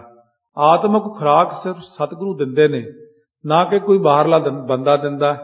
ਆਤਮਾ ਦੀ ਹਰ ਚੀਜ਼ ਸਾਨੂੰ ਗੁਰੂ ਸਾਹਿਬ ਦੇ ਕੋਲੋਂ ਮਿਲਦੀ ਹੈ। ਇਸੇ ਕਰਕੇ ਗੁਰੂ ਗ੍ਰੰਥ ਸਾਹਿਬ ਤੋਂ ਆਪਾਂ ਇਹ ਖੁਰਾਕ ਲੈਣ ਵਾਸਤੇ ਆਉਂਦੇ ਹਾਂ ਕਿ ਮਹਾਰਾਜ ਸੱਚੇ ਪਾਤਸ਼ਾਹ ਸਰੀਰ ਦਾ ਤਾਂ ਬੰਦਾ ਬੜਾ ਤਕੜਾ ਹੋਵੇਗਾ, ਪਰ ਆਤਮਿਕ ਤੌਰ ਤੇ ਕਮਜ਼ੋਰ ਹੈ। ਸਰੀਰ ਦਾ ਤਕੜਾ ਦੁਨੀ ਚੰਦ 6.5 ਪੌਣੇ 7 ਫੁੱਟ ਕੱਦ। ਮਹਾਰਾਜ ਸੱਚੇ ਪਾਤਸ਼ਾਹ ਕਹਿੰਦੇ ਇਹ ਪ੍ਰਸਾਦੀ ਹਾਥੀ ਹੈ ਸਾਡਾ, ਇਹ ਸਵੇਰੇ ਮੁਕਾਬਲਾ ਕਰੇਗਾ ਪਹਾੜੀ ਰਾਜਿਆਂ ਦੇ ਹਾਥੀ ਨਾਲ। ਉਹ ਰਾਤ ਨੂੰ ਹੀ ਦੌੜ ਗਿਆ ਉੱਥੋਂ, ਕਿਉਂਕਿ ਉਹ ਆਤਮਿਕ ਬਲ ਦੀ ਕਮੀ ਸੀ। 4.5 ਪੌਣੇ 5 ਫੁੱਟ ਕੱਦ ਭਾਈ ਬਚਿੱਤਰ ਸਿੰਘ ਦਾ, ਆਤਮਿਕ ਸ਼ਕਤੀ ਜ਼ਿਆਦਾ ਸੀ। ਸਰੀਰ ਦਾ ਬਲ ਜਿਹੜਾ ਸ਼ਰਹਰਾ ਸਰੀਰ ਸੀ, ਬੜਾ ਪਤਲਾ ਜਿਹਾ। ਮਹਾਰਾਜ ਕਹਿਣ ਲੱਗੇ ਸਾਡਾ ਬਚਿੱਤਰ ਸਿੰਘ ਸ਼ੇਰ, ਬੱਬਰ ਸ਼ੇਰ, ਇਹ ਟੱਕਰ ਲਵੇਗਾ ਉਹਦੇ ਨਾਲ, ਕਿਉਂਕਿ ਮਹਾਰਾਜ ਨੇ ਕਿਰਪਾ ਕੀਤੀ, ਉਹਦੀ ਆਤਮਿਕ ਬਲ ਭਰ ਦਿੱਤਾ। 5 ਥਾਪੜੇ ਦੇ ਕੇ ਨਾਗਣੀ ਬਰਛੀ ਫੜਾਤੀ। ਜਿਹਨੂੰ ਸਤਿਗੁਰੂ ਆਤਮਿਕ ਬਲ ਦੇਣ, ਉਹਦਾ ਸਰੀਰ ਭਾਵੇਂ ਕਮਜ਼ੋਰ ਹੀ ਹੋਵੇ, ਉਹ ਜਾਂਦਾ ਹੀ, ਉਹਨੇ 7 ਤਵੀਆਂ ਬਿੰਧ ਕੇ ਹਾਥੀ ਦੇ ਮੱਥੇ ਵਿੱਚ ਜਾ ਕੇ ਨਾਗਣੀ ਬਰਛੀ ਘੁਮਾ ਦਿੱਤੀ ਚੰਗੀ ਤਰ੍ਹਾਂ। ਹਾਥੀ ਦੌੜ ਗਿਆ, ਬਰਛੀ ਕੱਢ ਲਿਆਂਦੀ। ਹੁਣ ਤੱਕ ਸ੍ਰੀ ਅਨੰਦਪੁਰ ਸਾਹਿਬ ਪਈ ਆ। ਉਹਨੂੰ ਆਤਮਿਕ ਬਲ ਦਿੱਤਾ। ਔਰ ਸਰੀਰਕ ਬਲ ਨਾਲੋਂ ਆਤਮਿਕ ਬਲ ਜ਼ਿਆਦਾ ਵੱਡੀ ਚੀਜ਼ ਨਹੀਂ। ਪੈਂਡੇ ਖਾਂ ਜਦੋਂ ਬਾਹਲਾ ਹੀ ਹੰਕਾਰੀ ਹੋ ਗਿਆ 6ਵੇਂ ਪਾਤਸ਼ਾਹ ਵੇਲੇ, ਮਹਾਰਾਜ ਸੱਚੇ ਪਾਤਸ਼ਾਹ ਨੇ ਸੋਚਿਆ ਇਹਦਾ ਥੋੜਾ ਹੰਕਾਰ ਲਾਹ ਹੀ ਦਈਏ, ਇਹਦੇ ਜ਼ਿਆਦਾ ਹੀ ਚੜਿਆ ਜਾਂਦਾ ਸਿਰ ਨੂੰ, ਕਿਉਂਕਿ ਉਹ ਸਿਰਫ ਸਰੀਰ ਹੀ ਸਰੀਰ ਮੰਨਦਾ ਸੀ, ਆਪਣੇ ਆਪ ਨੂੰ ਆਤਮਾ ਨਹੀਂ ਸੀ ਮੰਨਦਾ, ਆਤਮਿਕ ਗਿਆਨੀ ਨਹੀਂ ਸੀ ਉਹ। ਮਹਾਰਾਜ ਸੱਚੇ ਪਾਤਸ਼ਾਹ ਕਹਿਣ ਲੱਗੇ, ਪੈਂਡਿਆ ਤੂੰ 7 ਦਿਨਾਂ ਦੇ ਵਿੱਚ ਵਿੱਚ ਮਰ ਜਾਣਾ। ਸੁਣਦਿਆਂ ਸਾਰੀ ਗਸ਼ ਖਾ ਗਿਆ ਉੱਥੇ ਹੀ। ਅੱਛਾ, ਜਾਨ ਨਿਕਲ ਗਈ। ਘਰੇ ਗਿਆ, ਇਸਤਰੀ ਕਹਿਣ ਲੱਗੀ ਰੋਟੀ ਖਾ ਲਓ, ਕਹਿੰਦਾ ਨਾ। ਪਾਣੀ ਪੀ ਲਓ, ਨਾ। ਫਿਕਰ ਹੋ ਗਿਆ, ਕਿਉਂਕਿ ਜਿਹੜਾ ਸਰੀਰਕ ਬਲ ਵਾਲਾ ਬੰਦਾ ਨਾ, ਉਹਦੀ ਫੂਕ ਬਹੁਤ ਛੇਤੀ ਨਿਕਲਦੀ ਮੌਤ ਤੋਂ, ਝੱਟ ਹੀ ਡਰ ਜਾਂਦਾ ਉਹ। ਸਰੀਰ ਨੂੰ ਪਿਆਰ ਜੋ ਬਹੁਤ ਕਰਦਾ ਉਹ। ਆਤਮਿਕ ਗਿਆਨੀ ਸਰੀਰ ਨੂੰ ਪਿਆਰ ਨਹੀਂ ਕਰਦਾ, ਇਸੇ ਕਰਕੇ ਉਹ ਬੰਦ ਕਟਵਾਇਆ, ਆਰੇ ਚਲਵਾ ਲਏ, ਦੇਗੇ ਚੁੱਬਲ ਗਏ, ਉਹਨੂੰ ਕੋਈ ਸਰੀਰ ਦਾ ਖਾਸ ਨਹੀਂ ਹੁੰਦਾ ਫਰਕ। ਜਦੋਂ ਫਿਰ ਪੈਂਡੇ ਖਾਂ ਰਾਤ ਨੂੰ ਸੌਵੇਂ ਨਾ, ਅਗਲੇ ਦਿਨ ਵੀ ਰੋਟੀ ਨਾ ਖਾਵੇ, ਫੇਰ ਨਾ ਸੌਵੇਂ। 7 ਦਿਨ ਲੰਘ ਗਏ, ਮੰਜੇ ਤੇ ਲੰਮਾ ਪੈ ਗਿਆ। ਤੀਜੇ ਦਿਨ ਜਿਵੇਂ ਕਮਜ਼ੋਰ ਜਿਹਾ ਹੋ ਜਾਂਦਾ ਬੰਦਾ, ਅੱਖਾਂ ਜੀ ਅੰਦਰ ਨੂੰ ਧਸ ਗਈਆਂ, ਬੁਰਾ ਹਾਲ ਹੋ ਗਿਆ। 7 ਦਿਨ ਲੰਘ ਕੇ ਜਦੋਂ 8ਵਾਂ ਦਿਨ ਆਇਆ, ਕਹਿੰਦਾ ਮੈਨੂੰ ਹੋਇਆ ਤਾਂ ਕੁਛ ਵੀ ਨਹੀਂ। ਮਹਾਰਾਜ ਕਹਿੰਦੇ 7 ਦਿਨਾਂ ਚੜ੍ਹਾਈ ਕਰ ਜਾਏਗਾ। ਕਹਿੰਦੇ ਮੈਨੂੰ ਮਹਾਰਾਜ ਕੋਲ ਲੈ ਕੇ ਚੱਲੋ। 2 ਜਾਣਿਆਂ ਨੇ ਫੜ ਕੇ ਤੋਰਿਆ। ਏਡਾ ਵੱਡਾ ਪੈਂਡਾ, ਜਿਹੜਾ ਸਿੱਕਾ ਹੱਥ 'ਚ ਫੜ ਕੇ ਨਾ ਐ ਮਲ ਕੇ ਉਹਦੇ ਅੱਖਰ ਮੇਟ ਦਿੰਦਾ ਸੀ, ਇੰਨੀ ਪਾਵਰ ਸੀ ਉਹਦੇ ਵਿੱਚ, ਬਹੁਤ ਤਾਕਤ ਸੀ। ਜਦੋਂ ਮਹਾਰਾਜ ਕੋਲ ਫੜੀ ਆਉਣ ਪੈਂਡੇ ਨੂੰ, ਕਹਿੰਦੇ ਪੈਂਡਿਆ ਕੀ ਗੱਲ ਭਾਈ ਇੰਨਾ ਕਮਜ਼ੋਰ ਹੋ ਗਿਆ? ਮਹਾਰਾਜ ਤੁਸੀਂ ਮੈਨੂੰ ਕਿਹਾ ਸੀ 7 ਦਿਨਾਂ 'ਚ ਮਰ ਜਾਏਗਾ, ਮਰਿਆ ਤਾਂ ਹੈ ਨਹੀਂ ਮੈਂ ਮਹਾਰਾਜ, 8ਵਾਂ ਦਿਨ ਆ ਗਿਆ ਅੱਜ। ਓਹੋ, ਮਹਾਰਾਜ ਕਹਿੰਦੇ ਤੂੰ ਕੀ ਸਮਝ ਗਿਆ ਵੀ 7 ਦਿਨ 'ਚ? ਨਹੀਂ, ਮੈਂ ਤੈਨੂੰ ਕਿਹਾ ਸੀ 7 ਦਿਨ ਹੁੰਦੇ ਨੇ, ਸੋਮ ਮੰਗਲ ਬੁੱਧ ਵੀਰ ਸ਼ੁੱਕਰ ਸ਼ਨੀਚਰ ਐਤਵਾਰ, 7 ਦਿਨਾਂ 'ਚ ਹਰੇਕ ਬੰਦਾ ਹੀ ਮਰਦਾ, ਤੂੰ ਕਿਤੇ ਵੱਖਰਾ ਮਰਨਾ ਸੀ। ਮਹਾਰਾਜ ਮੈਂ ਤਾਂ ਗਲਤੀ ਸਮਝ ਗਿਆ, ਮੈਂ ਕਿਹਾ ਸ਼ਾਇਦ 7 ਦਿਨਾਂ 'ਚ ਮਰਨਾ। ਸਤਿਗੁਰੂ ਕਹਿਣ ਲੱਗੇ ਸਾਧ ਸੰਗਤ ਜੀ, ਇਹ ਹੈ ਸਰੀਰਕ ਬੰਦਾ। ਆਤਮਿਕ ਗਿਆਨ ਹੁੰਦਾ ਤਾਂ ਕਦੇ ਨਾ ਡਰਦਾ। ਜੇ ਬੰਦੇ ਦੇ ਅੰਦਰ ਆਤਮਿਕ ਗਿਆਨ ਹੋਵੇ, ਉਹ ਕਦੇ ਡਰਦਾ ਹੀ ਨਹੀਂ। ਇਸੇ ਕਰਕੇ ਉਹਦਾ ਬਲ ਹੀ ਬੜਾ ਜ਼ਿਆਦਾ ਹੁੰਦਾ। ਤੇ ਜਿਹੜਾ ਵਿਅਕਤੀ ਸਰੀਰ ਤੱਕ ਸੀਮਿਤ ਹੁੰਦਾ, ਸਰੀਰ ਨਾਲ ਹੀ ਪਿਆਰ ਕਰੀ ਜਾਂਦਾ, ਉਹ ਸਰੀਰ ਵਾਲੇ ਵਿਅਕਤੀ ਵੱਖਰੇ ਹੁੰਦੇ ਨੇ, ਆਤਮਿਕ ਗਿਆਨੀ ਵੱਖਰੇ ਹੁੰਦੇ ਨੇ। ਸੁਨ ਕੋ ਅਹੰ ਬੁਲਾਰ ਵਿਸਾਰੀ। ਉਸ ਵਕਤ ਰਾਏ ਬੁਲਾਰ ਜੀ ਨੇ ਕੀ ਕੀਤਾ, ਜਿਹੜੀਆਂ ਇੰਦਰੀਆਂ ਦੀ ਹੰਗਤਾ ਸੀ ਨਾ ਸਰੀਰ ਦੀ, ਪਹਿਲਾਂ ਛਡਾਈ, ਫਿਰ ਇੰਦਰੀਆਂ ਦੀ ਹੰਗਤਾ ਵਿਸਾਰ ਦਿੱਤੀ। ਹੁਣ ਸ੍ਰੀ ਗੁਰ ਸੋ ਗਿਰਾ ਉਚਾਰੀ। ਫਿਰ ਗੁਰੂ ਨਾਨਕ ਦੇਵ ਜੀ ਨੂੰ ਬੇਨਤੀ ਕੀਤੀ, ਨਹਿ ਰਖੀ ਕਹੈ ਮੋਰ ਸਰੂਪਾ। ਮਹਾਰਾਜ ਫਿਰ ਇਹ ਜੇ ਮੇਰਾ ਸਰੂਪ ਇੰਦਰੀਆਂ ਨਹੀਂ ਆ, ਤਾਂ ਫਿਰ ਮੈਂ ਹੋਰ ਕੀ ਸਰੂਪ ਹੈ ਮੇਰਾ? ਜਾਨੋ ਮੈਂ ਹਾਂ ਪ੍ਰਾਨ ਅਨੂਪਾ। ਇਹਦਾ ਮਤਲਬ ਫਿਰ ਮੈਂ ਪ੍ਰਾਣ, ਬਲਕਿ ਫਿਰ ਬੰਦਾ ਪ੍ਰਾਣ ਰੂਪ ਹੁੰਦਾ, ਉਪਮਾ ਤੋਂ ਰਹਿਤ। ਇਹ 5 ਕੋਸ਼ ਨੇ। ਕਦੇ ਕਦੇ ਸਵੇਰ ਦੀ ਕਥਾ 'ਚ ਇਹ ਚੀਜ਼ਾਂ ਆਉਂਦੀਆਂ, 5 ਕੋਸ਼ਾਂ ਰੂਪੀ ਪਹਾੜਾਂ ਨੂੰ ਪਾਰ ਕਰਨਾ। ਇਹ 99 ਕੋਸ਼ ਪਹਿਲਾਂ ਸੁਣਾਇਆ ਇਹਦੇ ਵਿੱਚ। 99 ਕਿ ਅੰਨ ਨੂੰ ਖਾਣ ਵਾਲਾ ਸਰੀਰ। ਹੁਣ ਆ ਗਿਆ ਇੰਦਰੀਆਂ ਤੇ ਮਨ। ਹੁਣ ਇਸ ਤੋਂ ਬਾਅਦ ਜਿਵੇਂ ਇੰਦਰੀਆਂ ਨਹੀਂ ਆ, ਤੇ ਫਿਰ ਮੈਂ ਪ੍ਰਾਣ ਹਾਂ। ਪ੍ਰਾਣ ਇਸ ਪ੍ਰਕਾਰ ਬੁੱਧੀ ਇਹਦੇ ਨਾਲ ਆ ਜਾਣਾ ਹੈ। ਜਬਲੋਂ ਪ੍ਰਾਨ ਰਹਿ ਤਨ ਜੀਵਤ। ਮਹਾਰਾਜ ਫਿਰ ਆਤਮਾ ਉਹਨੂੰ ਕਹਿੰਦੇ ਵੀ ਜਿਹੜੇ ਪ੍ਰਾਣ ਹੁੰਦੇ ਸਰੀਰ ਦੇ ਅੰਦਰ, ਉਹ ਤੱਕ ਬੰਦਾ ਜਿਉਂਦਾ ਹੈ। ਨਿਕਸ ਜਾਏ ਤਬ ਮਿਰਤ ਪੁਨ ਥੀਵਤ। ਬਈ ਪ੍ਰਾਣ ਨਿਕਲ ਜਾਂਦੇ ਨੇ, ਉਦੋਂ ਬੰਦਾ ਮਰ ਜਾਂਦਾ ਹੈ। ਜੀਵਤ ਮਰਨਾ ਪ੍ਰਾਨ ਅਧੀਨਾ। ਕਿਉਂਕਿ ਪ੍ਰਾਣਾਂ ਦੇ ਵਸ ਵਿੱਚ ਹੀ ਆ ਨਾ ਜਿਉਣਾ ਤੇ ਮਰਨਾ। ਜਾਂ ਤੇ ਸੋ ਸਰੂਪ ਨਿਜ ਚੀਨਾ। ਇਸ ਕਰਕੇ ਮੈਂ ਆਪਣਾ ਉਹ ਸਰੂਪ ਪਛਾਣਿਆ ਵੀ ਮੈਂ ਉਹ ਸਰੂਪ ਆ। ਹੁਣ ਮੈਨੂੰ ਇਹ ਸ਼ੰਕਾ ਨਿਵਰਤ ਕਰੋ ਆਪ। ਦੁੱਖ ਸੁਖ ਕੋ ਅਨੁਭਵ ਜਿਸ ਮਾਹੀ। ਜਿਹਦੇ ਵਿੱਚ ਦੁੱਖ ਤੇ ਸੁੱਖ ਦਾ ਅਨੁਭਵ ਹੁੰਦਾ ਪ੍ਰਾਣਾਂ ਦੇ ਵਿੱਚ। ਤਨ ਰਖੀਕ ਜਿਹ ਬਿਨ ਥਿਰ ਨਾਹੀ। ਸੋ ਸਰੀਰ ਅਤੇ ਇੰਦਰੀਆਂ ਜਿਨ੍ਹਾਂ ਪ੍ਰਾਣਾਂ ਤੋਂ ਬਿਨਾਂ ਟਿਕ ਨਹੀਂ ਸਕਦੀਆਂ, ਪ੍ਰਾਣ ਨਿਕਲ ਗਏ ਨਾ, ਉਦੋਂ ਹੀ ਸਰੀਰ ਡਿੱਗ ਪੈਂਦਾ। ਇਹ ਮੈਨੂੰ ਇਹ ਨਹੀਂ ਸਮਝ ਲੱਗੀ ਵੀ ਇਸੇ ਨੂੰ ਆਤਮਾ ਕਹਿੰਦੇ ਹੋਣੇ। ਫਿਰ ਹਾਂ ਅਸਨ ਮੈਂ ਪੀਵੋ ਪਾਨਾ। ਮੈਂ ਰੋਟੀ ਖਾਂਦਾ, ਮੈਂ ਪਾਣੀ ਪੀਂਦਾ ਹਾਂ, ਤਾਂ ਤੇ ਮਮ ਸਰੂਪ ਹੈ ਪ੍ਰਾਨਾ। ਇਸ ਕਰਕੇ ਮੇਰਾ ਸਰੂਪ ਹੈ ਪ੍ਰਾਣ। ਹੇ ਰਾਜਨ ਜੇ ਪ੍ਰਾਨ ਅਨੂਪਾ। ਹੁਣ ਗੁਰੂ ਨਾਨਕ ਦੇਵ ਜੀ ਕਹਿਣ ਲੱਗੇ, ਹੇ ਰਾਜਨ, ਜੇ ਪ੍ਰਾਣ ਹੀ ਆਤਮਾ ਹੁੰਦੇ ਸੋਪ ਨਹੀਂ ਹੈ ਤੋਰ ਸਰੂਪਾ ਉਹ ਵੀ ਤੇਰਾ ਸਰੂਪ ਨਹੀਂ ਹੈ। ਜਾਗਤਰ ਸੁਪਨ ਸੋ ਹੋਪਤ ਮਾਹੇ ਕਿਉਂਕਿ ਜਦੋਂ ਜਾਗਰਤ ਅਵਸਥਾ ਹੁੰਦੀ ਜਾਗਦੇ ਬੈਠੇ ਆ, ਜਦੋਂ ਸੁਪਨਾ ਲੈ ਰਹੇ ਸੁੱਤੇ, ਜਦੋਂ ਸੁਖੋਪਤ ਅਵਸਥਾ, ਜਦੋਂ ਸੁਪਨਾ ਵੀ ਨਹੀਂ ਆਉਂਦਾ, ਘੁੱਪ ਗਾੜੀ ਨੀਂਦ ਵਿੱਚ ਸੁੱਤੇ ਹੁੰਦੇ ਬਹੁਤ ਜ਼ਿਆਦੇ, ਤਨਹਿ ਸਤਰਤਾ ਕਬਹੂ ਨਾਹੀ ਉਹਨਾਂ ਦੀ ਸਥਿਰਤਾ ਤਾਂ ਕਦੇ ਨਹੀਂ। ਜਾਂ ਤਾਂ ਹੋਵੇ ਨਾ ਵੀ ਟਿਕਵੀਂ ਹੈ, ਵੀ ਜਾਗਦਾ ਹੀ ਰਹਿੰਦਾ ਹਰ ਟਾਈਮ, ਜਾਂ ਵੀ ਸੁਪਨਾ ਹੀ ਆਈ ਜਾਂਦਾ ਹਰ ਟਾਈਮ, ਜਾਂ ਹੁੰਦਾ ਸੁਪਨਾ ਆਉਂਦਾ ਹੀ ਨਹੀਂ, ਇੰਨੀ ਗੂੜੀ ਹਰ ਟਾਈਮ ਨੀਂਦ ਸੌਂਦਾ। ਇਹ ਤਿੰਨ ਅਲੱਗ-ਅਲੱਗ ਸਟੇਜਾਂ ਹਨ। ਇਸ ਕਰਕੇ ਇਹ ਤਿੰਨੇ ਵੱਖੋ ਵੱਖਰੀਆਂ ਹਨ, ਇਹਨਾਂ ਦੀ ਸਥਿਰਤਾ ਨਹੀਂ ਹੈ ਇੱਕ ਜਗ੍ਹਾ। ਇਨ ਸਮਾਨ ਨਹਿ ਤੇਰੀ ਰੀਤਾ ਇਹਨਾਂ ਵਰਗੀ ਤਾਂ ਤੇਰੀ ਰੀਤ ਨਹੀਂ, ਆਤਮਾ ਇਹਨੂੰ ਨਹੀਂ ਕਹਿੰਦੇ। ਇਨ ਤੇ ਆਪ ਲਖੋ ਵਿਪਰੀਤਾ ਇਹਨਾਂ ਨਾਲੋਂ ਆਪਣੇ ਆਪ ਨੂੰ ਹੋਰ ਉੱਚਾ ਚੱਕ, ਵੱਖਰਾ ਜਾਣ। ਤੈਨੂੰ ਮੈਂ ਆਤਮਾ ਦਾ ਸਤਿਗੁਰੂ ਕਹਿੰਦੇ ਗਿਆਨ ਕਰਾਉਂਦਾ ਹਾਂ।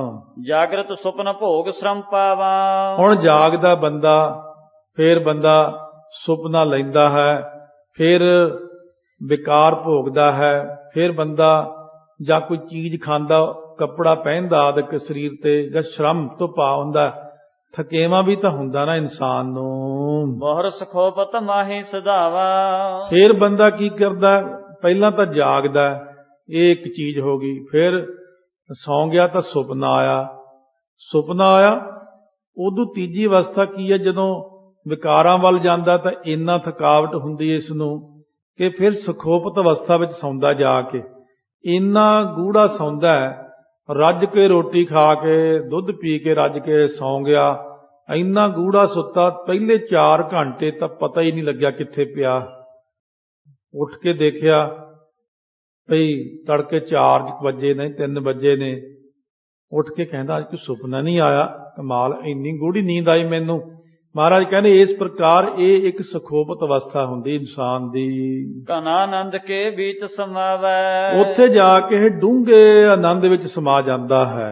ਬਿਰਤ ਵਿਹੀਨ ਨ ਆਵੈ ਜਾਵੈ ਇਹ ਬਿਰਤੀ ਤੋਂ ਰਹਿਤ ਹੈ, ਆਉਂਦਾ ਜਾਂਦਾ ਨਹੀਂ ਹੈ। ਜੋ ਹੈ ਸਦਾ ਅਚਲ ਅਨੂਪਾ ਜਿਹੜਾ ਸਦਾ ਹੀ ਅਚਲ ਸਰੂਪ ਹੈ, ਸੋਰ ਲਖਿਆ ਹੈ ਆਪਨ ਸਰੂਪਾ ਉਹ ਮਨ ਚ ਜਾਣ ਕੇ ਉਹ ਮੇਰਾ ਸਰੂਪ ਹੈ। ਉਹ ਜਿਹੜੇ ਤੂੰ ਸਮਝਦਾ ਨਾ ਸੁਖੋਪਤ ਆਦਿਕ ਜਾਗਰਤ ਸੁਪਨ, ਉਹ ਨਹੀਂ। ਘਨਾ ਆਨੰਦ ਇੱਕ ਵੱਖਰਾ ਹੁੰਦਾ। ਬਿਰਤੀ ਵਿਹੀਨ ਨਾ ਆਵੈ ਜਾਵੈ, ਬਿਰਤੀ ਤੋਂ ਬਿਹੀਨਾ ਨਾ ਆਉਂਦਾ ਨਾ ਜਾਂਦਾ, ਜੋ ਹੈ ਸਦਾ ਚੱਲ ਅਨੂਪਾ, ਉਹ ਤੇਰਾ ਅਸਲ ਰੂਪ ਹੈ। ਤੈਂ ਜੋ ਭਾਖੇ ਪ੍ਰਾਨ ਵਿਹੀਨਾ ਤੂੰ ਜੋ ਕਿਹਾ ਨਾ ਕਿ ਪ੍ਰਾਣਾ ਤੋਂ ਬਿਨਾ, ਦੇਹੀ ਇੰਦਰ ਹੈ ਥਰ ਨਹੀਂ ਚੀਨਾ ਦੇਹੀ ਅਤੇ ਇੰਦਰੀਏ ਪ੍ਰਾਣਾ ਤੋਂ ਬਿਨਾ ਟਿਕਦੇ ਨਹੀਂ ਹਨ। ਜਾਂ ਕੋ ਉਤਰ ਸੁਨਹੁ ਅਮੰਗਾ ਇਸ ਉੱਤਰ ਨੂੰ ਤੂੰ ਉਤਸ਼ਾਹ ਦੇ ਨਾਲ ਸੁਣ। ਆਹਾਂ ਜੀਵ ਕੋ ਪ੍ਰਾਨ ਤੁਰੰਗਾ ਇਹ ਜਿਹੜੇ ਜੀਵ ਦੇ ਪ੍ਰਾਣ ਨੇ ਨਾ, ਪ੍ਰਾਣ ਜੀਵ ਦਾ ਤਾਂ ਇੱਕ ਘੋੜਾ ਹੈ ਮਾਨੋ, ਤਾਂ ਪਰ ਹਵਾ ਆਰੂੜ ਪਰਲੋਕਾ ਇਹ ਅਸਵਾਰ ਹੋ ਕਰਕੇ ਜੀਵ ਜਿਹੜਾ ਪਰਲੋਕ ਨੂੰ ਜਾਂਦਾ ਹੈ। ਜਾਏ ਸਬੰਦੇ ਹੋਤ ਸੋਕਾ ਜਦੋਂ ਪ੍ਰਾਣਾਂ ਦੇ ਘੋੜੇ ਤੇ ਚੜ ਕੇ ਚਲਿਆ ਜਾਂਦਾ ਤਾਂ ਸੰਬੰਧੀਆਂ ਨੂੰ ਸੋਗ ਪੈਦਾ ਹੋ ਜਾਂਦਾ ਹੈ। ਜਾਂ ਤੇ ਅਨੰਤ ਸਰੂਪ ਪਛਾਨੋ ਇਸ ਕਰਕੇ ਹੋਰ ਸਰੂਪ ਪਹਿਚਾਨ ਨਾ ਕਰੋ। ਇਹ ਜਾਣੇ ਸਭ ਸੰਕਟ ਹਾਨੋ ਜਿਹਨੂੰ ਜਾਣਨ ਨਾਲ ਸਾਰੇ ਸੰਕਟ ਦੂਰ ਹੁੰਦੇ, ਉਹ ਆਤਮਾ ਨੂੰ ਆਪਾਂ ਜਾਣਨਾ ਕੀ ਚੀਜ਼ ਹੈ। ਸੁਣ ਕਰ ਰਾਏ ਸਰੋਨ ਅਸ ਬਚਨਾ ਸੁਣ ਕੇ ਰਾਏ ਬਲਾਰ ਜੀ ਨੇ ਕੰਨਾਂ ਦੇ ਵਿੱਚ ਇਹ ਬਚਨ, ਤਿਆਗੇ ਪ੍ਰਾਨ ਕੇ ਰਚਨਾ ਪ੍ਰਾਣਾਂ ਦੀ ਹੰਗਤਾ ਛੱਡਤੀ ਕਿ ਮੈਂ ਪ੍ਰਾਣਾਂ ਦੀ ਹੰਗਤਾ, ਹੰਕਾਰ, ਮੈਂ ਸਰੀਰ ਨਹੀਂ, ਮੈਂ ਇੰਦਰੀਏ ਨਹੀਂ, ਮੈਂ ਪ੍ਰਾਣ ਵੀ ਨਹੀਂ, 3 ਚੀਜ਼ਾਂ ਤਾਂ ਆਪਾਂ ਪਾਸੇ ਕਰਤੀਆਂ ਸਰੀਰ ਚੋਂ। ਫਿਰ ਮੈਂ ਕੀ ਹਾਂ ਜੀ, ਮੇਰਾ ਸਰੂਪ ਫਿਰ ਉਹ ਕਿਹੜਾ ਹੈ ਜਿਹੜਾ ਆਪ ਕਹਿੰਦੇ ਹੋ। ਬੋਲੋ ਜਗਤ ਲਖਿਓ ਸਭ ਕਾਚਾ ਬੋਲੇ ਉਸ ਵਕਤ ਬੋਲੇ ਇਹ ਗੱਲ ਰਾਏ ਬਲਾਰ ਜੀ ਕਿ ਜਗਤ ਸਾਰਾ ਜਿਹੜਾ ਹੈ ਨਾ ਕੱਚਾ ਜਾਣਨਾ ਕਰੋ। ਪ੍ਰਾਨ ਨਹੀਂ ਮੈਂ ਸੱਚ ਉਬਾਚਾ ਇਹ ਗੱਲ ਮੈਂ ਜਾਣ ਲਈ ਮਹਾਰਾਜ ਤੁਹਾਡੇ ਤੋਂ ਕਿ ਮੈਂ ਪ੍ਰਾਣ ਨਹੀਂ, ਮੈਂ ਸਰੀਰ ਨਹੀਂ, ਮੈਂ ਇੰਦਰੀਆਂ ਵੀ ਨਹੀਂ ਹਾਂ। ਮਨ ਸਰੂਪ ਮੈਂ ਆਪਣਾ ਜਾਣਾ ਮਹਾਰਾਜ ਫਿਰ ਜਿਹਨੂੰ ਤੁਸੀਂ ਆਤਮਾ ਕਹਿੰਦੇ ਹੋ, ਇਹ ਫਿਰ ਇਹਦਾ ਮਤਲਬ ਜਿਹੜਾ ਆਪਾਂ ਕਹਿੰਦੇ ਮੇਰਾ ਮਨ ਨਹੀਂ ਟਿਕਦਾ, ਮੇਰਾ ਮਨ ਉੱਥੇ ਗਿਆ, ਮੇਰਾ ਮਨ ਆ ਗਿਆ, ਇਹਦਾ ਮਤਲਬ ਫਿਰ ਆਪਾਂ ਮਨ ਆਤਮਾ ਨੂੰ ਕਹਿੰਦੇ ਆ। ਆਤਮਾ ਹੀ ਮਨ ਹੁੰਦਾ ਹੈ ਕੀ ਇਹ ਮੈਨੂੰ ਦੱਸੋਗੇ ਆਪ ਕਿਰਪਾ ਕਰਕੇ? ਜਾਂ ਕੇ ਹੈ ਅਧੀਨ ਸਭ ਗਿਆਨਾ, ਜਿਹਦੇ ਅਧੀਨ ਸਾਰਾ ਹੀ ਗਿਆਨ ਹੈ। ਸਾਵਧਾਨ ਮਨ ਹੋਏ ਨਾ ਜੌਲਾ, ਜਦੋਂ ਤੱਕ ਮਨ ਟਿਕਦਾ ਨਹੀਂ, ਸਾਵਧਾਨ ਨਹੀਂ ਹੁੰਦਾ, ਗਿਆਨ ਉਪਾਵੈ ਕੋਈ ਨਾ ਤੋਲਾ, ਉਦੋਂ ਤੱਕ ਬੰਦੇ ਦੇ ਅੰਦਰ ਗਿਆਨ ਨਹੀਂ ਹੁੰਦਾ ਹੈ। ਮੈਂ ਸੰਕਲਪ ਕਿਓ ਅਸ ਭਾਂਤੇ, ਇਸ ਪ੍ਰਕਾਰ ਦਾ ਮੈਂ ਸੰਕਲਪ ਕੀਤਾ ਮਨ ਦੇ ਅੰਦਰ, ਜਾਂ ਤੇ ਜੀਤੋ ਸਕਲ ਅਰਾਤੇ, ਇਸ ਦੇ ਨਾਲ ਮੈਂ ਜਦੋਂ ਮਨ ਜਿੱਤ ਲਿਆ, ਮਨ ਰਿਪ ਜੀਤਾ ਸਭ ਰਿਪ ਜੀਤੇ, ਮਨ ਜੀਤਾ ਜਗ ਜੀਤ ਹੋ ਗਿਆ। ਮਨ ਕੋ ਧਰਮ ਸੰਕਲਪ ਉਠਾਵਤਾ, ਮਨ ਦਾ ਜਿਹੜਾ ਧਰਮ ਹੈ ਉਹ ਸੰਕਲਪ ਕਰਦਾ ਹੈ, ਵਿਕਲਪ ਕਰਦਾ ਹੈ। ਇਹ ਮਨ ਦਾ ਕਰਮ ਹੈ, ਤੁਰਿਆ ਜਾਂਦਾ, ਘਾੜ ਤਾਂ ਘੜੀ ਜਾਂਦਾ। ਕਈ ਬੰਦੇ ਤੁਰੇ ਜਾਂਦੇ ਹੱਥ ਜਿਹਾ ਹਿਲਾਈ ਜਾਣਗੇ, ਆਪ ਹੀ ਗੱਲਾਂ ਜਿਹੀਆਂ ਕਰੀ ਜਾਂਦੇ ਹੁੰਦੇ ਆ। ਤਾਂ ਉਹਦਾ ਮਤਲਬ ਹੁੰਦਾ ਉਹਦਾ ਮਨ ਬੋਲ ਰਿਹਾ ਅੰਦਰੋਂ, ਮਨ ਨਾਲ ਸੰਕਲਪ ਕਰਦਾ। ਸੰਕਲਪ ਹੁੰਦਾ ਮਨ ਨਾਲ ਬਣਾਉਣਾ, ਇਹ ਮੈਂ ਬਣਾਵਾਂਗਾ ਫਿਰ ਐਂ ਕਰਾਂਗਾ, ਨਹੀਂ ਗੱਲ ਠੀਕ ਨਹੀਂ। ਫਿਰ ਵਿਕਲਪ ਨਾਲ ਢਾ ਦਿੰਦਾ ਉਹਨੂੰ, ਫਿਰ ਹੋਰ ਸੋਚਦਾ ਸਕੀਮ, ਫਿਰ ਹੋਰ ਢਾ ਦਿੰਦਾ। ਇਹ ਕਰਦਾ ਹੈ ਸੰਕਲਪ ਤੇ ਵਿਕਲਪ ਮਨ ਹੀ ਕਰਦਾ। ਤਾਈਓ ਸਿਆਣਿਆਂ ਨੇ ਕਿਹਾ ਸੰਕਲਪੋ ਵਿਕਲਪੋ ਹੀ ਮਨੋ, ਸੰਕਲਪ ਤੇ ਵਿਕਲਪ ਹੀ ਮਨ ਹੈ ਸਾਡਾ। ਸੋ ਸਭ ਆਪਨ ਮੈਂ ਲਖ ਪਾਵਤ, ਸੋ ਉਹ ਸਾਰਾ ਕੁਝ ਆਪ ਦੇ ਵਿੱਚ ਜਾਣਨਾ ਕਰਦਾ ਹੈ। ਤਾਂ ਤੇ ਮਨ ਸਰੂਪ ਹੈ ਮੇਰੋ, ਕਹਿ ਰਾਏ ਬਲਾਰ ਜੀ ਕਹਿੰਦੇ ਇਹਦਾ ਮਤਲਬ ਫਿਰ ਮੇਰਾ ਜਿਹੜਾ ਅਸਲ ਸਰੂਪ ਤੁਸੀਂ ਕਹਿੰਦੇ ਹੋ ਆਤਮਾ, ਉਹ ਮਨ ਹੋਇਆ ਕਿ ਜਾਂ ਹੋਰ ਵੀ ਕੋਈ ਚੀਜ਼ ਹੈ ਇਸ ਤੋਂ ਅੱਗੇ? ਜਾਂ ਤੇ ਅਨੰਤ ਔਰ ਨਹਿ ਹੇਰੋ, ਇਸ ਕਰਕੇ ਮੈਂ ਵੱਖਰਾ ਹੋਰ ਨਹੀਂ ਜਾਣਦਾ, ਸ਼ਾਇਦ ਮਨ ਹੀ ਆਤਮਾ ਹੈ। ਭਉ ਰਾਜਨ ਤੂੰ ਮਨ ਭੇ ਨਾਹੀ, ਮਹਾਰਾਜ ਕਹਿਣ ਲੱਗੇ ਨਹੀਂ ਨਹੀਂ, ਇਹ ਤੇਰੇ ਮਨ ਦਾ ਭੁਲੇਖਾ ਹੈ। ਇਹ ਰਾਜਨ ਤੂੰ ਮਨ ਵੀ ਨਹੀਂ, ਇਹ ਮਨ ਵੀ ਜਿਹੜਾ ਹੈ ਨਾ, ਮਨ ਵੀ ਹਲੇ ਛੋਟਾ ਹੈ। ਤੈਨੂੰ ਇਸ ਤੋਂ ਹੋਰ ਉੱਤੇ ਲੈ ਕੇ ਜਾਂਦੇ ਆਤਮਾ ਤੱਕ। ਹੋਨ ਵਿਕਾਰ ਹੇਤ ਤਹਿ ਮਾਹੀ, ਕਿਉਂ? ਇਸ ਕਾਰਨ ਕਿ ਮਨ ਵਿੱਚ ਹੁੰਦੇ ਨੇ ਵਿਕਾਰ। ਜੇ ਮਨ ਦੇ ਅੰਦਰ ਵਿਕਾਰ ਨੇ ਤਾਂ ਵਿਕਾਰ ਹੀ ਦੁੱਖ ਦਿੰਦੇ ਨੇ। ਇਸ ਕਰਕੇ ਆਤਮਾ ਤਾਂ ਸੁਖ ਸਰੂਪ ਹੈ ਤੇ ਮਨ ਸਾਡਾ ਸਾਨੂੰ ਦੁੱਖ ਦਿੰਦਾ। ਇਸ ਕਰਕੇ ਮਨ ਜਿਹੜਾ ਸਾਡਾ ਇਹ ਦੁੱਖ ਰੂਪ ਹੈ, ਆਤਮਾ ਸੁਖ ਰੂਪ ਹੈ। ਹਲੇ ਹੋਰ ਉੱਪਰ ਚੱਲ, ਬਿਨਾ ਵਿਕਾਰ ਰੂਪ ਹੈ ਤੇਰੋ, ਕਿਉਂ? ਤੇਰਾ ਜਿਹੜਾ ਰੂਪ ਹੈ ਨਾ ਵਿਕਾਰਾਂ ਤੋਂ ਬਿਨਾ ਹੈ। ਅਸਲ ਵਿੱਚ ਉੱਥੇ ਜਾਣਾ ਆਪਾਂ ਨੇ। ਤਾਂ ਕੋ ਅਵਨੀ ਕੀ ਵਿਦ ਹੇਰੋ, ਇਸ ਕਰਕੇ ਉਹਨੂੰ ਚੰਗੇ ਤਰੀਕੇ ਨਾਲ ਦੇਖਣਾ ਕਰੋ। ਜਿਹ ਨਾ ਇਸ ਮਨ ਕੋ ਉਪਜਾਵਾ, ਸੋ ਇਹ ਢੰਗ ਨਾਲ ਕਹਿੰਦੇ ਜਿਹਨੇ ਉਤਪਤ ਕੀਤਾ ਇਸ ਮਨ ਨੂੰ, ਸੋ ਸਰੂਪ ਤੂੰ ਸਦਾ ਸੁਹਾਵਾ, ਉਹ ਸਰੂਪ ਹੈ ਤੂੰ। ਜਿਹੜਾ ਮਨ ਨੂੰ ਵੀ ਬਣਾਉਣ ਵਾਲਾ ਨਾ, ਉਹ ਹੈ ਆਤਮਾ। ਆਪਾਂ ਨਾ ਤੇ ਸਰੀਰ ਆ, ਨਾ ਇੰਦਰੀਏ ਹਾਂ, ਨਾ ਹੀ ਆਪਾਂ ਫਿਰ ਇਸ ਪ੍ਰਕਾਰ ਪ੍ਰਾਣ ਹਾਂ, ਨਾ ਹੀ ਆਪਾਂ ਮਨ ਹਾਂ।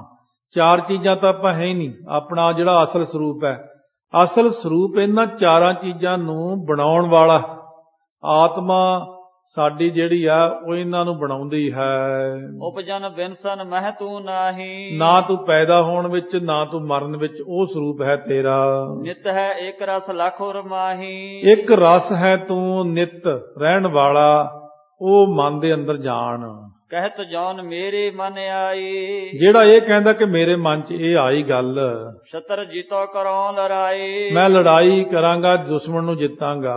ਜੋ ਭਗਤ ਮਨ ਕੋ ਮਨ ਮੇਰਾ, ਸੋ ਜਿਹੜਾ ਇਹ ਕਹਿੰਦਾ ਕਿ ਮਨ ਮੇਰਾ ਕਹਿੰਦਾ ਹੈ, ਸੋ ਸਰੂਪ ਆਪਣੋ ਤੁਮ ਹੇਰਾ, ਉਹ ਆਪਣਾ ਸਰੂਪ ਜਾਣ।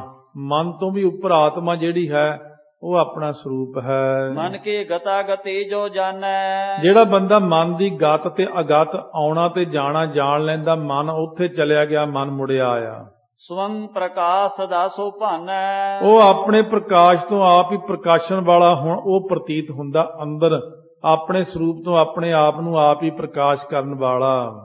ਸਾਧਨ ਜੋ ਨੈ ਨਾਦ ਰਖੀਕਾ, ਇਹ ਨੇਤਰ ਆਦਿਕ ਇੰਦਰੀਆਂ ਜਿਵੇਂ ਸਾਧਨ ਮਾਤਰ ਹੀ ਹਨ ਮਨ ਦੀਆਂ ਦੇਖਣ ਵਾਲੀਆਂ, ਤਿਉ ਮਨ ਸਾਧਨ ਜਾਣੋ ਨੀਕਾ, ਇਸ ਤਰ੍ਹਾਂ ਮਨ ਵੀ ਸਾਧਨ ਜਾਣਨਾ ਕਰੋ ਚੰਗੀ ਤਰ੍ਹਾਂ। ਵਿਖਨ ਸੁਣਨ ਚਖ ਸੁਰਤ ਬਿਨ ਨਾਹੀ, ਦੇਖਣਾ ਫਿਰ ਸੁਣਨਾ, ਅੱਖਾਂ ਕੰਨ ਇਹਨਾਂ ਤੋਂ ਬਿਨਾ ਨਹੀਂ ਹੈ। ਮਨ ਵਿਹੀਨ ਤਿਉ ਬਿਰਤ ਨ ਕਾਹੀ, ਮਨ ਤੋਂ ਵਿਹੀਨ, ਮਨ ਤੋਂ ਬਿਨਾ ਜਿਹੜੀ ਬਿਰਤੀ ਵੀ ਨਹੀਂ ਹੈ ਕਿਸੇ ਪ੍ਰਕਾਰ।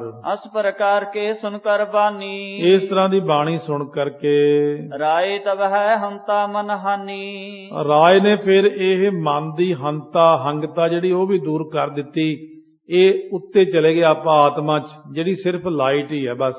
ਉਹ ਲਾਈਟ ਤੱਕ ਜਾਣ ਲਈ ਆਪਾਂ ਨੇ ਇੰਨੀ ਮਿਹਨਤ ਕਰਨੀ, ਇੰਨੀ ਸਮਰੱਥਾ ਕਰਨੀ ਹੈ ਮਹਾਰਾਜ ਦਿਖਾਈ ਵੀ ਜਾਂਦੇ ਨੇ, ਬਹੁਤਿਆਂ ਨੂੰ ਮਿਹਨਤ ਵੀ ਕਰਾਉਂਦੇ ਨੇ। ਆਪਾਂ ਵੀ ਕੋਸ਼ਿਸ਼ ਕਰੀਏ ਕਿ ਸਤਿਗੁਰੂ ਸਾਨੂੰ ਉਹ ਚੀਜ਼ ਦਿਖਾ ਦੇਣ।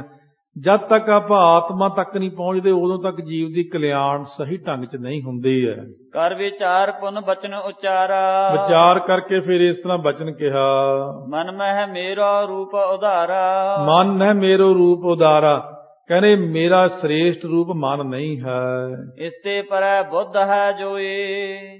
ਅੱਛਾ ਮਹਾਰਾਜ, ਫਿਰ ਇਹਦਾ ਮਤਲਬ ਕਿ ਮਨ ਤੋਂ ਪਰੇ ਬੁੱਧੀ ਵੀ ਹੁੰਦੀ ਹੈ। ਇਹਦਾ ਮਤਲਬ ਜੇ ਤੁਸੀਂ ਕਹਿੰਦੇ ਹੋ ਆਤਮਾ ਤੱਕ ਜਾਣਾ ਹੈ, ਇਹ ਬੁੱਧੀ ਨੂੰ ਬੰਦਾ ਆਤਮਾ ਕਹਿੰਦਾ, ਕਿ ਬੁੱਧੀ ਹੀ ਆਤਮਾ ਹੁੰਦੀ ਹੈ? ਇਹ ਕਿਰਪਾ ਕਰਕੇ ਦੱਸੋ। ਨਿਜ ਸਰੂਪ ਮੈਂ ਮਾਨੋ ਸੋਏ। ਮਹਾਰਾਜ ਮੈਂ ਆਪਣਾ ਉਹ ਸਰੂਪ ਮੰਨਿਆ ਕਿ ਹੋ ਸਕਦਾ ਆਪਾਂ ਮੇਰੀ ਆਤਮਾ ਬੁੱਧੀ ਇੱਕੋ ਚੀਜ਼ ਹੁੰਦੀ ਹੈ। ਨਿਸ਼ਚਾ ਕਰਨ ਧਰਮ ਬੁੱਧ ਕੇਰਾ, ਕਿਉਂਕਿ ਬੁੱਧੀ ਦਾ ਧਰਮ ਹੈ ਨਿਸ਼ਚੇ ਕਰਨਾ। ਸਾਹਮਣੇ ਦੇਖਦੀ ਚੀਜ਼ ਨੂੰ ਬੁੱਧੀ ਨਿਸ਼ਚਾ ਕਰਦੀ ਹੈ, ਉਹ ਸਾਹਮਣੇ ਚੀਜ਼ ਹੈ, ਉਹਦੇ ਤੇ ਯਕੀਨ ਕਰਦੀ ਹੈ ਬਈ ਇਹ ਸਾਹਮਣੇ ਪਹਾੜੀ ਹੈ, ਇਹਨੂੰ ਦੇਖ ਕੇ ਕਹਿੰਦੀ ਇਹ ਪਹਾੜੀ ਹੈ ਔਰ ਇੱਥੇ ਹੀ ਹੈ, ਇਹ ਪਹਾੜੀ ਸਦਾ ਰਹਿਣ ਵਾਲੀ ਹੈ, ਉਹ ਸਮੁੰਦਰ ਸਦਾ ਰਹਿਣ ਵਾਲਾ ਹੈ। ਇਹ ਪਦਾਰਥਾਂ ਨੂੰ ਨਿਸ਼ਚੈ ਕਰਾਉਣ ਵਾਲੀ ਹੈ ਬੁੱਧੀ। ਆਪਨ ਹੰਤਾ ਤਮ ਹੈ ਹੀਰਾ, ਸੋ ਇਹਦੇ ਵਿੱਚ ਆਪਣੀ ਹੰਗਤਾ ਨੂੰ ਮੈਂ ਦੇਖਿਆ ਕਿ ਮੈਂ ਬੁੱਧੀ ਰੂਪ ਹਾਂ। ਜਾਂ ਤੇ ਪਰੈ ਨ ਜਾਣੋ ਜਾਏ, ਇਸ ਕਰਕੇ ਇਸ ਤੋਂ ਪਰੇ ਹੋਰ ਕੋਈ ਚੀਜ਼ ਨਹੀਂ ਹੈ। ਆਹਾਂ ਪਰੈ ਤੋ ਦੇਹੋ 부ਝਾਈ। ਜੇ ਹੁਣ ਬੁੱਧੀ ਤੋਂ ਵੀ ਪਰੇ ਤੁਸੀਂ ਕਹਿੰਦੇ ਹੋ ਕੋਈ ਆਤਮਾ ਹੋਰ ਚੀਜ਼ ਹੁੰਦੀ ਹੈ, ਉਹ ਮੈਨੂੰ ਦੱਸ ਦਿਓ ਫਿਰ ਕਿਹੜੀ ਚੀਜ਼ ਹੁੰਦੀ ਹੈ। ਸੁਨ ਬੋਲੇ ਸ੍ਰੀ ਪੰਕਜ ਬਦਨਾ, ਪੰਕਜ ਬਦਨ ਗੁਰੂ ਨਾਨਕ ਦੇਵ ਜੀ ਉਸ ਵਕਤ ਬਚਨ ਬੋਲੇ। ਭਉ ਰਾਜਨ ਕਰ ਅਹੰ ਨੇ ਕਦਨਾ, ਮਹਾਰਾਜ ਸੱਚੇ ਪਾਤਸ਼ਾਹ ਕਹਿਣ ਲੱਗੇ ਰਾਜਨ ਹੰਗਤਾ ਨੂੰ ਨਾਸ ਕਰ ਆਪਣੇ ਅੰਦਰੋਂ। ਨਹੀਂ ਬੁੱਧ ਤੂੰ ਦੇਖ ਵਿਚਾਰਾ, ਤੂੰ ਵਿਚਾਰ ਕੇ ਦੇਖ ਤੂੰ ਬੁੱਧੀ ਨਹੀਂ ਹੈ। ਮਿਲ ਜਾ ਸੋ ਭਾ ਜੀਵ ਦੁਖਾਰਾ। ਇਹ ਬੁੱਧੀ ਦੇ ਨਾਲ ਕੇ ਮਿਲ ਕੇ ਵੀ ਜੀਵ ਦੁਖੀ ਹੁੰਦਾ। ਜਿਹੜੀ ਚੀਜ਼ ਨਾਲ ਮਿਲ ਕੇ ਆਪਾਂ ਸੁਖੀ ਹੋਣਾ ਉਹ ਆਤਮਾ ਹੈ। ਆਪਾਂ ਸਰੀਰ ਨਾਲ ਮਿਲ ਕੇ ਵੀ ਦੁਖੀ ਹੁੰਦੇ ਆ, ਆਪਾਂ ਇੰਦਰੀਆਂ ਨਾਲ ਮਿਲ ਕੇ ਵੀ ਦੁਖੀ ਹੁੰਦੇ ਆ, ਆਪਾਂ ਪ੍ਰਾਣਾਂ ਨਾਲ ਮਿਲ ਕੇ ਵੀ ਦੁਖੀ ਹੁੰਦੇ ਆ। ਇਹ ਸਾਰੀਆਂ ਚੀਜ਼ਾਂ ਤਾਂ ਦੁੱਖ ਹੀ ਦੇਈ ਜਾਂਦੀਆਂ। ਮਨ ਵੀ ਦੁੱਖ ਦਿੰਦਾ, ਬੁੱਧੀ ਵੀ ਦੁੱਖ ਦਿੰਦੀ ਆ। ਫਿਰ ਇਸ ਕਰਕੇ ਆਪਾਂ ਨੂੰ ਜਿਹੜੀ ਚੀਜ਼ ਸੁੱਖ ਦਿੰਦੀ ਆ ਉਹ ਆਤਮਾ ਹੈ। ਹਲੇ ਤੂੰ ਉੱਥੇ ਤੱਕ ਨਹੀਂ ਪਹੁੰਚਿਆ ਹੈ। ਪੰਜ ਭੂਤ ਮੈਂ ਤਮ ਗੁਣ ਜੋਏ, ਪੰਜਾਂ ਤੱਤਾਂ ਦੇ ਵਿੱਚ ਜਿਹੜਾ ਨਾ ਤਮੋ ਗੁਣ ਹੁੰਦਾ ਹੈ, ਦੇਹ ਤੇ ਬਨਿਓ ਥੂਲ ਸਭ ਕੋਏ। ਉਹਦੇ ਤੋਂ ਸਾਰੇ ਸਥੂਲ ਸਰੀਰ ਬਣੇ ਨੇ। ਜਿਹੜੇ ਆਪਣੇ ਬਾਹਰਲੇ ਸਰੀਰ ਨੇ ਨਾ, ਇਹ ਤਮੋ ਗੁਣ ਤੋਂ ਬਣੇ ਹੋਏ ਨੇ। ਤਿੰਨ ਮੈਂ ਅੰਸ਼ ਜੋ ਰਜ ਗੁਨਾ ਨੀਕਾ, ਉਹਦੇ ਵਿੱਚ ਜਿਹੜਾ ਰਜੋ ਗੁਣੀ ਆ ਨਾ ਅੰਸ਼ ਨੀਕਾ ਚੰਗਾ, ਰਜੋ ਗੁਣ ਦੀ ਅੰਸ਼। ਦੇਹ ਨਿਰਮਾਈ ਸਰਬ ਰਿਖੀ ਕਾ, ਜਿਹੜੀਆਂ ਆਪਣੀ ਇੰਦਰੀਆਂ ਨੇ ਰਜੋ ਗੁਣ ਨੇ ਪੈਦਾ ਕੀਤੀਆਂ ਨੇ। ਹੁਣ ਤਿੰਨ ਗੁਣਾਂ ਦੀ ਵਿਆਖਿਆ ਦੱਸਦੇ ਨੇ। ਇਹ ਹੈ ਤਾਂ ਡੂੰਘੀਆਂ ਚੀਜ਼ਾਂ, ਬਹੁਤ ਸਮਝਣ ਵਿੱਚ ਵੀ ਔਖੀਆਂ ਨੇ, ਪਰ ਇਹ ਕਥਾ ਸਾਰੀ ਸਵੇਰੇ ਜਿਹੜੀ ਆਉਂਦੀ ਅੰਮ੍ਰਿਤ ਵੇਲੇ ਗੁਰੂ ਸਾਹਿਬ ਦੀ, ਉਹ ਵੀ ਇਹੀ ਆਉਂਦੀ ਆ। ਜਿੱਥੇ ਆਪਾਂ ਕਹਿੰਦੇ ਨਾ ਅਗੰਮ ਤੇ ਅਗੋਚਰ ਅੱਖਰ ਆਉਂਦਾ, ਅਗੰਮ ਹੁੰਦਾ ਅਪਹੁੰਚ ਤੇ ਅਗੋਚਰ ਹੁੰਦਾ ਇੰਦਰੀਆਂ ਦੇ ਵਿਸ਼ੇ ਤੋਂ ਪਰੇ। ਇੱਥੇ ਉਹੀ ਚੀਜ਼ ਮਹਾਰਾਜ ਸੱਚੇ ਪਾਤਸ਼ਾਹ ਦੱਸ ਰਹੇ ਨੇ। ਇਹ ਸਾਰੀਆਂ ਇੰਦਰੀਆਂ ਰਜੋ ਗੁਣ ਤੋਂ ਪੈਦਾ ਹੋਈਆਂ, ਤਮੋ ਗੁਣ ਤੋਂ ਆਪਣਾ ਸਰੀਰ ਪੈਦਾ ਹੋਇਆ ਹੈ। ਤਾਮੇ ਸਤਗੁਣ ਅੰਸ਼ ਸੁਹਾਵਾ, ਉਹਦੇ ਵਿੱਚ ਸਤੋ ਗੁਣ ਜਿਹੜੀ ਅੰਸ਼ ਹੈ, ਉਹ ਵਿੱਚ ਜਿਹੜੀ ਸੋਭਨੀਕ ਹੋ ਰਹੀ ਹੈ। ਤੇ ਅੰਤ ਹੈ ਕਰਨ ਬਣਾਵਾ। ਹੁਣ ਆ ਜਾਓ ਅੰਦਰ। ਅੰਦਰ ਅੰਤःਕਰਨ ਜਿਹੜਾ ਸਾਡਾ, ਅੰਤःਕਰਨ ਕਹਿੰਦੇ ਮਨ, ਬੁੱਧ, ਚਿੱਤ, ਹੰਕਾਰ। ਇਹ ਚਾਰ ਚੀਜ਼ਾਂ ਨੂੰ ਮਿਲਾ ਕੇ ਅੰਤਸ਼ਕਰਨ ਬਣਦਾ ਹੈ। ਆਹ ਅੰਤਸ਼ਕਰਨ ਸਾਡਾ ਸਤੋ ਗੁਣ ਤੋਂ ਬਣਿਆ ਹੈ। ਸਤੋ ਗੁਣ ਤੋਂ ਅੰਤःਕਰਨ ਦੀ ਬਣਤਰ ਬਣਦੀ ਹੈ। ਚਿਤਰ ਪ੍ਰਕਾਰ ਭਇਓ ਸੋ ਜਾਨੋ, ਹੁਣ ਇਹ ਚਾਰ ਤਰ੍ਹਾਂ ਦਾ ਦੱਸਣਗੇ, ਆਪ ਹੀ ਦੱਸਣਗੇ ਕਵੀ ਜੀ। ਮਨ, ਬੁੱਧ, ਚਿੱਤ, ਹੰਕਾਰ ਪਛਾਨੋ। ਮਨ, ਬੁੱਧ, ਚਿੱਤ, ਹੰਕਾਰ, ਇਹ ਚਾਰ ਚੀਜ਼ਾਂ ਸਤੋ ਗੁਣ ਤੋਂ ਬਣਦੀਆਂ ਨੇ। ਇਹ ਰੋਜ਼ ਕਥਾ ਚ ਆਉਂਦਾ, ਤਮੋ ਗੁਣ, ਰਜੋ ਗੁਣ, ਸਤੋ ਗੁਣ, ਰਾਜਗੁਣ, ਤਮ ਗੁਣ, ਸਤਗੁਣ ਕਹੀਏ ਇਹ ਤੇਰੀ ਸਭ ਮਾਇਆ। ਗੁਰੂ ਗ੍ਰੰਥ ਸਾਹਿਬ ਦਾ ਪਾਠ ਕਰਦੇ ਕਿੰਨੀ ਵਾਰੀ ਅੱਖਰ ਆਉਂਦੇ ਨੇ, ਪਰ ਇਹਦੇ ਬਾਰੇ ਆਪਾਂ ਕਦੇ ਵਿਸਥਾਰ ਨਾਲ ਨਹੀਂ ਜਾਣਿਆ। ਇਨਕੇ ਵਿਦ ਸਭ ਜਾਨੋ ਐਸੇ, ਇਹਨਾਂ ਦੀ ਸਾਰੀ ਵਿਧ ਇਉਂ ਜਾਣਨਾ ਕਰੋ। ਸਭ ਸਰੂਪ ਕੈ ਆਸਰਾ ਜੈਸੇ, ਸੋ ਤੇਰੇ ਸਰੂਪ ਦੇ ਆਸਰੇ ਹਨ ਇਹ ਸਾਰੀਆਂ ਚੀਜ਼ਾਂ। ਰਥ ਰੂਪੇ ਜੋ ਅਹੈ ਸਰੀਰਾ, ਇਹ ਸਰੀਰ ਇਉਂ ਹੈ ਜਿਵੇਂ ਇੱਕ ਰਥ ਨਹੀਂ ਹੁੰਦਾ, ਘੋੜੇ ਲਾ ਕੇ ਅੱਗੇ ਰਥ ਚਲਾਉਂਦੇ ਲੋਕ। ਤੇ ਤੁਰੰਗ ਇੰਦਰੀ ਲਖ ਧੀਰਾ, ਉਹਦੇ ਜਿਹੜੇ ਰਥ ਦੇ ਘੋੜੇ ਤਾਂ ਰਥ ਨੂੰ ਖਿੱਚਦੇ ਨੇ। ਇਹ ਤਾਂ ਇੱਕ ਚੀਜ਼ ਪ੍ਰਮਾਣ ਦਿੱਤਾ। ਸਰੀਰ ਰੂਪੀ ਰਥ ਨੂੰ ਘੋੜੇ ਕਿਹੜੇ ਖਿੱਚਦੇ ਨੇ? ਇੰਦਰੀਆਂ ਸਾਡੀਆਂ। ਜਿਹੜੇ ਸਾਡੀਆਂ ਅੱਖਾਂ, ਹੱਥ, ਪੈਰ, ਨੱਕ, ਸਾਰਾ ਮੂੰਹ ਹੈ, ਇਹ ਇੰਦਰੀਆਂ ਰੂਪ ਘੋੜੇ ਸਾਡੇ ਸਰੀਰ ਰੂਪੀ ਰਥ ਨੂੰ ਖਿੱਚ ਕੇ ਲੈ ਕੇ ਜਾਂਦੀਆਂ ਨੇ। ਮਨ ਡੋਰੇ ਕੇ ਸੰਪਹਿਚਾਨੋ। ਹੁਣ ਜਿਹੜਾ ਰਥਵਾਨ ਬੈਠਾ ਰਥ ਨੂੰ ਚਲਾਉਣ ਵਾਲਾ, ਘੋੜਿਆਂ ਨੂੰ ਕੰਟਰੋਲ ਕਰਦਾ ਬਾਂਗਾਂ ਪਕੜ ਕਰਕੇ, ਉਹ ਕੌਣ ਹੁੰਦਾ? ਰਥਵਾਨ। ਉਹ ਸਾਡਾ ਮਨ ਜਾਣਨਾ ਕਰੋ। ਮਨ ਇੰਦਰੀਆਂ ਨੂੰ ਕੰਟਰੋਲ ਕਰਕੇ ਸਾਰੇ ਸਰੀਰ ਨੂੰ ਚਲਾਉਂਦਾ ਹੈ। ਬੁੱਧ ਸਾਰਥੀ ਤਨਹਿ ਪਰਮਾਨੋ। ਸੋ ਜਾਂ ਇਉਂ ਮੰਨ ਲਓ ਕਿ ਮਨ ਰੂਪ ਤਾਂ ਡੋਰੀ ਹੈ, ਜਿਹੜੀਆਂ ਲਗਾਮ ਹੁੰਦੀ ਉਹ ਮਨ ਹੈ। ਮਨ ਘੋੜੇ ਦੇ, ਇੰਦਰੀਆਂ ਰੂਪ ਘੋੜੇ ਦੇ ਮੂੰਹ 'ਚ ਪਾ ਕੇ ਲਗਾਮਾਂ ਬਣਾਈਆਂ ਚਮੜੇ ਦੀਆਂ, ਜਿਵੇਂ ਬਣਾਉਂਦੇ ਲਗਾਮਾਂ। ਹੁਣ ਇੱਥੇ ਸਾਰਥੀ ਇਹਨਾਂ ਨੇ ਕਿਹਾ, ਜਿਹੜਾ ਘੋੜਿਆਂ ਨੂੰ ਚਲਾਉਣ ਵਾਲਾ ਸਾਰਥੀ ਹੁੰਦਾ ਹੈ, ਬੈਠ ਕੇ ਚਲਾਉਣ ਵਾਲਾ, ਉਹ ਹੈ ਸਾਡੀ ਬੁੱਧੀ। ਬੁੱਧੀ ਸਾਡੀ ਮਨ ਨੂੰ ਲਗਾਮ ਬਣਾ ਕੇ ਸਾਡੀਆਂ ਇੰਦਰੀਆਂ ਨੂੰ ਚਲਾਉਂਦੀ ਹੈ, ਘੋੜੇ ਬਣਾ ਕੇ ਸਰੀਰ ਨੂੰ। ਇਉਂ ਇਹਦੀ ਤਰਤੀਬ ਬਣਦੀ ਹੈ। ਰਥੀ ਆਤਮਾ ਰੂਪ ਸਤੇਰਾ। ਹੁਣ ਜਿਹੜਾ ਰਥੀ ਆ ਉਹ ਕੌਣ ਹੈ? ਇਹਦੇ ਵਿੱਚ ਬੈਠਣ ਵਾਲਾ ਮਾਲਕ ਕੌਣ ਆ ਰਥ ਦਾ? ਉਹ ਹੈ ਤੇਰੀ ਆਤਮਾ। ਆਤਮਾ ਤਾਂ ਵਿੱਚ ਐ ਟੌਰ ਨਾਲ ਬੈਠੀ ਹੈ, ਜਿਵੇਂ ਰਾਜਾ ਬੈਠਦਾ ਰਥ ਵਿੱਚ, ਤੇ ਬਣ ਕਰਕੇ ਜਿਹੜਾ ਹੈ ਫਿਰ ਸਾਰਥੀ ਰਥ ਨੂੰ ਚਲਾਉਣ ਵਾਲਾ, ਉਹ ਬੁੱਧੀ ਹੈ। ਬੁੱਧੀ ਬੈਠੀ ਹੈ। ਬੁੱਧੀ ਨੇ ਮਨ ਨੂੰ ਬਣਾ ਕਰਕੇ ਲਗਾਮਾਂ, ਡੋਰੀਆਂ ਬਣਾ ਕੇ ਫੜਿਆ ਹੋਇਆ। ਉਹ ਮਨ ਦੇ ਰਾਹੀਂ ਫਿਰ ਬੁੱਧੀ ਚਲਾਉਂਦੀ ਹੈ ਘੋੜਿਆਂ ਨੂੰ, ਭਾਵ ਇੰਦਰੀਆਂ ਨੂੰ। ਉਹਦੇ ਨਾਲ ਸਰੀਰ ਰੂਪੀ ਰਥ ਭੱਜਿਆ ਫਿਰਦਾ ਹੈ। ਆਤਮਾ ਤਾਂ ਇੱਕ ਰਾਜਾ ਹੈ, ਬਸ ਰਾਜਾ ਬਣ ਕੇ ਆਤਮਾ ਸਰੀਰ ਦੇ ਅੰਦਰ ਪ੍ਰਕਾਸ਼ ਰੂਪ ਹੋ ਕੇ ਬੈਠਾ। ਉਹ ਰਾਜੇ ਕਰਕੇ ਹੀ ਆਪਾਂ ਸਾਰੇ ਤੁਰੇ ਫਿਰਦੇ ਆਂ। ਉਹ ਸਰੀਰ ਵਿੱਚ ਆਤਮਾ ਹੈ, ਜੋਤ ਹੈ। ਜਾਂ ਕੋ ਹਰਖ ਸੋਕ ਨ ਹੀਰੋ। ਉਹ ਜਿਹੜਾ ਅੰਦਰ ਰਾਜਾ ਬੈਠਾ ਨਾ ਰਥ ਦੇ ਵਿੱਚ ਬਣਿਆ, ਉਹਨੂੰ ਕੋਈ ਹਰਖ ਸੋਗ ਨਹੀਂ, ਲੱਥੀ ਚੜੀ ਨਹੀਂ, ਕੋਈ ਮਤਲਬ ਨਹੀਂ ਹੈ। ਆਮ ਬੰਦੇ ਨੂੰ, ਸਿਪਾਹੀ ਨੂੰ ਤਨਖਾਹ ਮਿਲਦੀ ਹੈ, ਰਾਜੇ ਦੇ ਨੂੰ ਤਨਖਾਹ 10,000 ਮਿਲੀ, 20,000 ਮਿਲੀ, ਉਹ ਤਾਂ ਤਨਖਾਹ ਥੋੜੀ ਜਿਹੀ ਵਿਚਾਰੇ ਦੀ, ਉਹ ਫਿਕਰ 'ਚ ਹੀ ਰਹਿੰਦਾ ਹੈ। ਵਜ਼ੀਰ ਦੀ ਹੋਰ ਜ਼ਿਆਦਾ ਖਰਚੇ ਜ਼ਿਆਦੇ ਆ, ਉਹਦੀ ਹੋਰ ਜ਼ਿਆਦੇ ਉਹਦੇ ਖਰਚੇ। ਰਾਜੇ ਦੀ ਕੀ ਤਨਖਾਹ? ਖਜ਼ਾਨੇ ਭਰੇ ਪਏ ਨੇ, ਬੇਅੰਤ ਟੈਕਸ ਆ ਰਿਹਾ, ਬੇਅੰਤ ਫੌਜਾਂ ਦਾ ਮਾਲਕ ਹੈ, ਬੇਪਰਵਾਹ ਹੋ ਕੇ ਬੈਠਾ ਰਾਜਾ। ਲੱਖਾਂ ਦੇ ਕਰੋੜਾਂ ਦੇ ਤਾਂ ਰੋਜ਼ ਘਾਟੇ ਪੈ ਸਕਦੇ ਆ, ਲੱਖਾਂ ਕਰੋੜਾਂ ਆਈ ਵੀ ਜਾਂਦੇ ਨੇ, ਅਰਬਾਂ ਵੀ ਆਈ ਜਾਂਦੇ ਨੇ, ਰਾਜਾ ਤਾਂ ਬੇਫਿਕਰ ਹੋ ਕੇ ਬੈਠਾ। ਇਸ ਪ੍ਰਕਾਰ ਸਾਡੀ ਆਤਮਾ ਸਰੀਰ ਦੇ ਅੰਦਰ ਬੇਫਿਕਰ ਹੈ।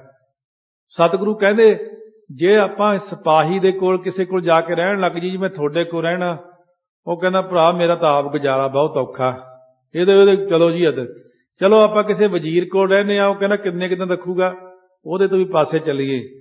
ਸੁਖੀ ਕੌਣ ਹੈ ਫਿਰ? ਕਹਿੰਦੇ ਉਹ ਰਾਜਾ ਸੁਖੀ ਹੈ, ਉਹਨੂੰ ਲੱਥੀ ਨਾ ਚੜੀ, ਕੋਈ ਨੁਕਸਾਨ ਨਫਾ ਨਹੀਂ, ਚਲੋ ਰਾਜੇ ਕੋਲ ਰਹਿਨੇ ਜਾ ਕੇ, ਜਿਹੜਾ ਸੁਖੀ ਹੈ ਉਹਦੇ ਕੋਲ। ਇਸੇ ਤਰ੍ਹਾਂ ਸਤਿਗੁਰੂ ਕਹਿੰਦੇ ਨੇ, ਨਾ ਤਾਂ ਤੁਸੀਂ ਸਰੀਰ ਵਿੱਚ ਰਹੋ, ਨਾ ਤੁਸੀਂ ਇਹ ਇੰਦਰੀਆਂ ਵਿੱਚ ਰਹੋ, ਨਾ ਮਨ ਵਿੱਚ ਰਹੋ, ਨਾ ਬੁੱਧੀ ਵਿੱਚ ਰਹੋ। ਇਹ ਤਾਂ ਸਾਰੇ ਦੁੱਖ ਦਾ ਹੀ ਘਰ ਹੈ। ਕਹਿੰਦੇ ਇਹਦੇ ਉੱਤੇ ਜਿਹੜੀ ਰਥੀ ਆਤਮਾ, ਉੱਥੇ ਜਾਓ। ਜਦ ਆਤਮਾ ਤੱਕ ਜਾਵਾਂਗੇ ਤਾਂ ਸਾਡੇ ਆਪਾਂ ਨੂੰ ਫਿਰ ਸੁੱਖ ਦੀ ਪ੍ਰਾਪਤੀ ਹੋ ਸਕਦੀ ਹੈ। ਤਾਂ ਕੋ ਤੂੰ ਨੀਕੈ ਲਖ ਲੀਜੈ। ਉਹਨੂੰ ਚੰਗੀ ਤਰ੍ਹਾਂ ਜਾਣ ਕੇ ਆਤਮਾ ਸਾਡੀ ਸਾਰਿਆਂ ਨਾਲੋਂ ਸ਼੍ਰੋਮਣੀ ਹੈ। ਇਹ ਚੀਜ਼ ਤਾਂ ਹੈ ਬਹੁਤ ਵੱਡੀ। ਆਪਾਂ ਫਟ ਕਹਿੰਦੇ ਆ ਫਲਾਨਾ ਤਾਂ ਜੀ ਬ੍ਰਹਮ ਗਿਆਨੀ ਹੈ, ਆਹ ਹੁੰਦਾ ਬ੍ਰਹਮ ਗਿਆਨੀ ਜਿਹੜਾ ਆਤਮਾ 'ਚ ਬੈਠਾ ਹੁੰਦਾ। ਆਪਾਂ ਬ੍ਰਹਮ ਗਿਆਨੀ ਕਹਿਣਾ ਸੌਖਾ ਸਮਝਦੇ, ਬ੍ਰਹਮ ਗਿਆਨੀ ਬਣਨਾ ਸੌਖਾ ਨਹੀਂ। ਜਿਹੜਾ ਵਿਅਕਤੀ ਆਤਮਾ ਚਲਿਆ ਜਾਂਦਾ ਉਹੀ ਆਤਮਿਕ ਗਿਆਨੀ ਬਣ ਸਕਦਾ ਹੈ। ਅਪਰ ਅਹੰਤਾ ਤਿਆਗਨ ਕੀਜੈ। ਹੋਰ ਸਾਰੀ ਹੰਗਤਾ ਦਾ ਤਿਆਗ ਕਰ ਦਿਓ ਜੀ। ਏਕੋ ਸਕਨ ਅਗਨ ਜਰਾਏ। ਉਹ ਜਿਹੜੀ ਆਤਮਾ ਨੂੰ ਅੱਗ ਸਾੜ ਨਹੀਂ ਸਕਦੀ। ਆਤਮਾ ਤਾਂ ਐਸੀ ਨਿਰਲੇਪ ਹੈ, ਉਹਨੂੰ ਕਿਸੇ ਨੂੰ ਅੱਗ ਨਹੀਂ ਸਾੜ ਸਕਦੀ ਆਤਮਾ ਨੂੰ। ਨੀਰ ਨ ਤਾਂ ਕੋ ਕਬਹਿ ਗਰਾਏ। ਉਸ ਆਤਮਾ ਨੂੰ ਪਾਣੀ ਡੋਬ ਨਹੀਂ ਸਕਦਾ ਹੈ। ਨਹਿ ਸ਼ਸਤਰ ਨ ਛੋ ਛੇਦਹੁ ਜਾਏ। ਉਹਨੂੰ ਸ਼ਸਤਰ ਕੱਟ ਨਹੀਂ ਸਕਦਾ ਆਤਮਾ ਨੂੰ। ਪਉ ਨ ਤਾਕੋ ਸਕੈ ਉਡਾਏ। ਹਵਾ ਉਹਨੂੰ ਉਡਾ ਨਹੀਂ ਸਕਦੀ ਆਤਮਾ ਨੂੰ। ਬਾਲਕ ਬੁੱਢਾ ਜੋ ਨਹਿ ਤੁਰਨਾ। ਬਾਲਕ ਹੈ, ਬੁੱਢਾ ਹੈ, ਜੋ ਜਵਾਨ ਹੈ, ਇਹ ਵੀ ਆਤਮਾ ਨਹੀਂ, ਇਹ ਤਾਂ ਸਰੀਰ ਦਾ ਧਰਮ ਹੈ। ਜਾਹੇ ਕਦਾਚਿਤ ਜਨਮ ਨ ਮਰਨਾ। ਆਤਮਾ ਨੂੰ ਨਾ ਜਨਮ ਨਾ ਮਰਨ ਹੁੰਦਾ। ਆਤਮਾ ਪ੍ਰਕਾਸ਼ ਰੂਪ ਹੈ। ਜਾ ਕੋ ਭੂਖ ਪਿਆਸ ਨ ਥੋਰੀ। ਨਾ ਥੋੜੀ ਮਾਤਰਾ ਆਤਮਾ ਨੂੰ ਭੁੱਖ ਪਿਆਸ ਲੱਗਦੀ, ਇਹ ਸਰੀਰ ਦਾ ਧਰਮ ਹੈ। ਜੇ ਵਿਸਰੈ ਤੇ ਹਵੈ ਦੁਖ ਘੋਰੀ। ਜੇ ਆਤਮਾ ਨੂੰ ਭੁੱਲ ਜਾਂਦੇ ਆ ਆਪਾਂ ਨੂੰ ਉਦੋਂ ਦੁੱਖ ਪ੍ਰਤੀਤ ਹੁੰਦੇ ਨੇ। ਆਤਮਾ ਤੱਕ ਗੁਰਸਿੱਖ ਨੇ ਜਾਣਾ ਹੁੰਦਾ ਹੈ।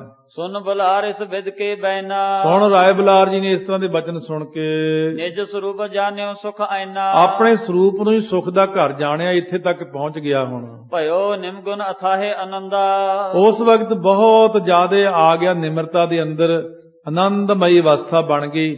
ਜਿਵੇਂ ਕੋਈ ਬੰਦਾ ਬਹੁਤ ਜ਼ਿਆਦਾ ਆਨੰਦ ਚ ਚਲਿਆ ਜਾਂਦਾ ਨਾ, ਇਹ ਹੁਣ ਜਿਵੇਂ ਆਪਾਂ ਸੁਣਦੇ ਹਾਂ, ਆਪਾਂ ਨੂੰ ਇੰਨਾ ਆਨੰਦ ਨਹੀਂ ਆ ਰਿਹਾ। ਬਹੁਤ ਸਾਰੇ ਉੱਠ ਕੇ ਵੀ ਚਲੇ ਗਏ ਹੋਣੇ ਆ, ਇਹ ਤਾਂ ਬੋਰ ਜੀਆਂ ਗੱਲਾਂ ਨੇ। ਤੁਹਾਨੂੰ ਆਨੰਦ ਆਊਗਾ ਕਿਵੇਂ? ਕਿਉਂਕਿ ਅਵਸਥਾ ਹੀ ਨਹੀਂ ਹੈ। ਜੇ ਅਵਸਥਾ ਬਣਾਓਗੇ ਫਿਰ ਆਨੰਦ ਆਉਂਦਾ। ਇਹ ਚੀਜ਼ 'ਚ ਆਨੰਦ ਤਾਂ ਹੈ ਬੜਾ, ਪਰ ਅਵਸਥਾ ਨਹੀਂ ਹੈ ਆਪਣੀ।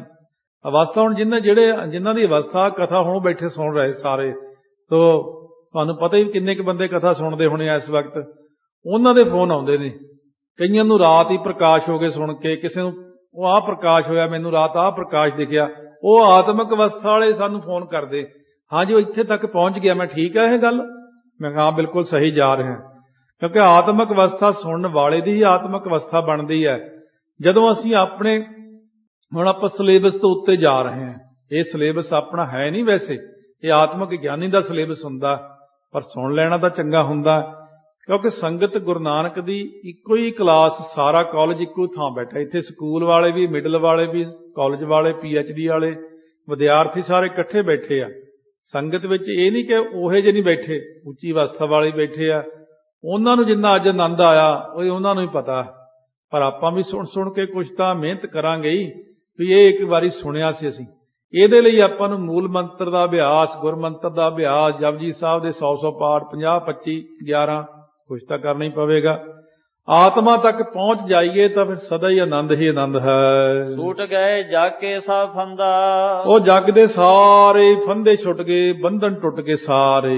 ਹੱਥ ਬੰਦ ਪਦ ਬੰਧਨ ਧਾਰੇ। ਉਸ ਵਕਤ ਦੋਵੇਂ ਹੱਥ ਜੋੜ ਕਰਕੇ ਚਰਨਾਂ ਤੇ ਮਹਾਰਾਜ ਦੇ ਮੱਥਾ ਟੇਕ ਦਿੱਤਾ ਹੈ। ਉਸਤਤ ਪਦ ਕੇ ਗਿਰਾ ਉਚਾਰੇ। ਉਸ ਵਕਤ ਮਹਾਰਾਜ ਸੱਚੇ ਪਾਤਸ਼ਾਹ ਦੀ ਉਸਤਤੀ ਕੀਤੀ ਹੈ। ਧੰਨ ਧੰਨ ਪੂਰਨ ਗੁਰਦੇਵਾ। ਧੰਨ ਗੁਰੂ ਨਾਨਕ, ਧੰਨ ਗੁਰੂ ਨਾਨਕ ਪੂਰਨ ਗੁਰਦੇਵ ਪਿਤਾ ਜੀ।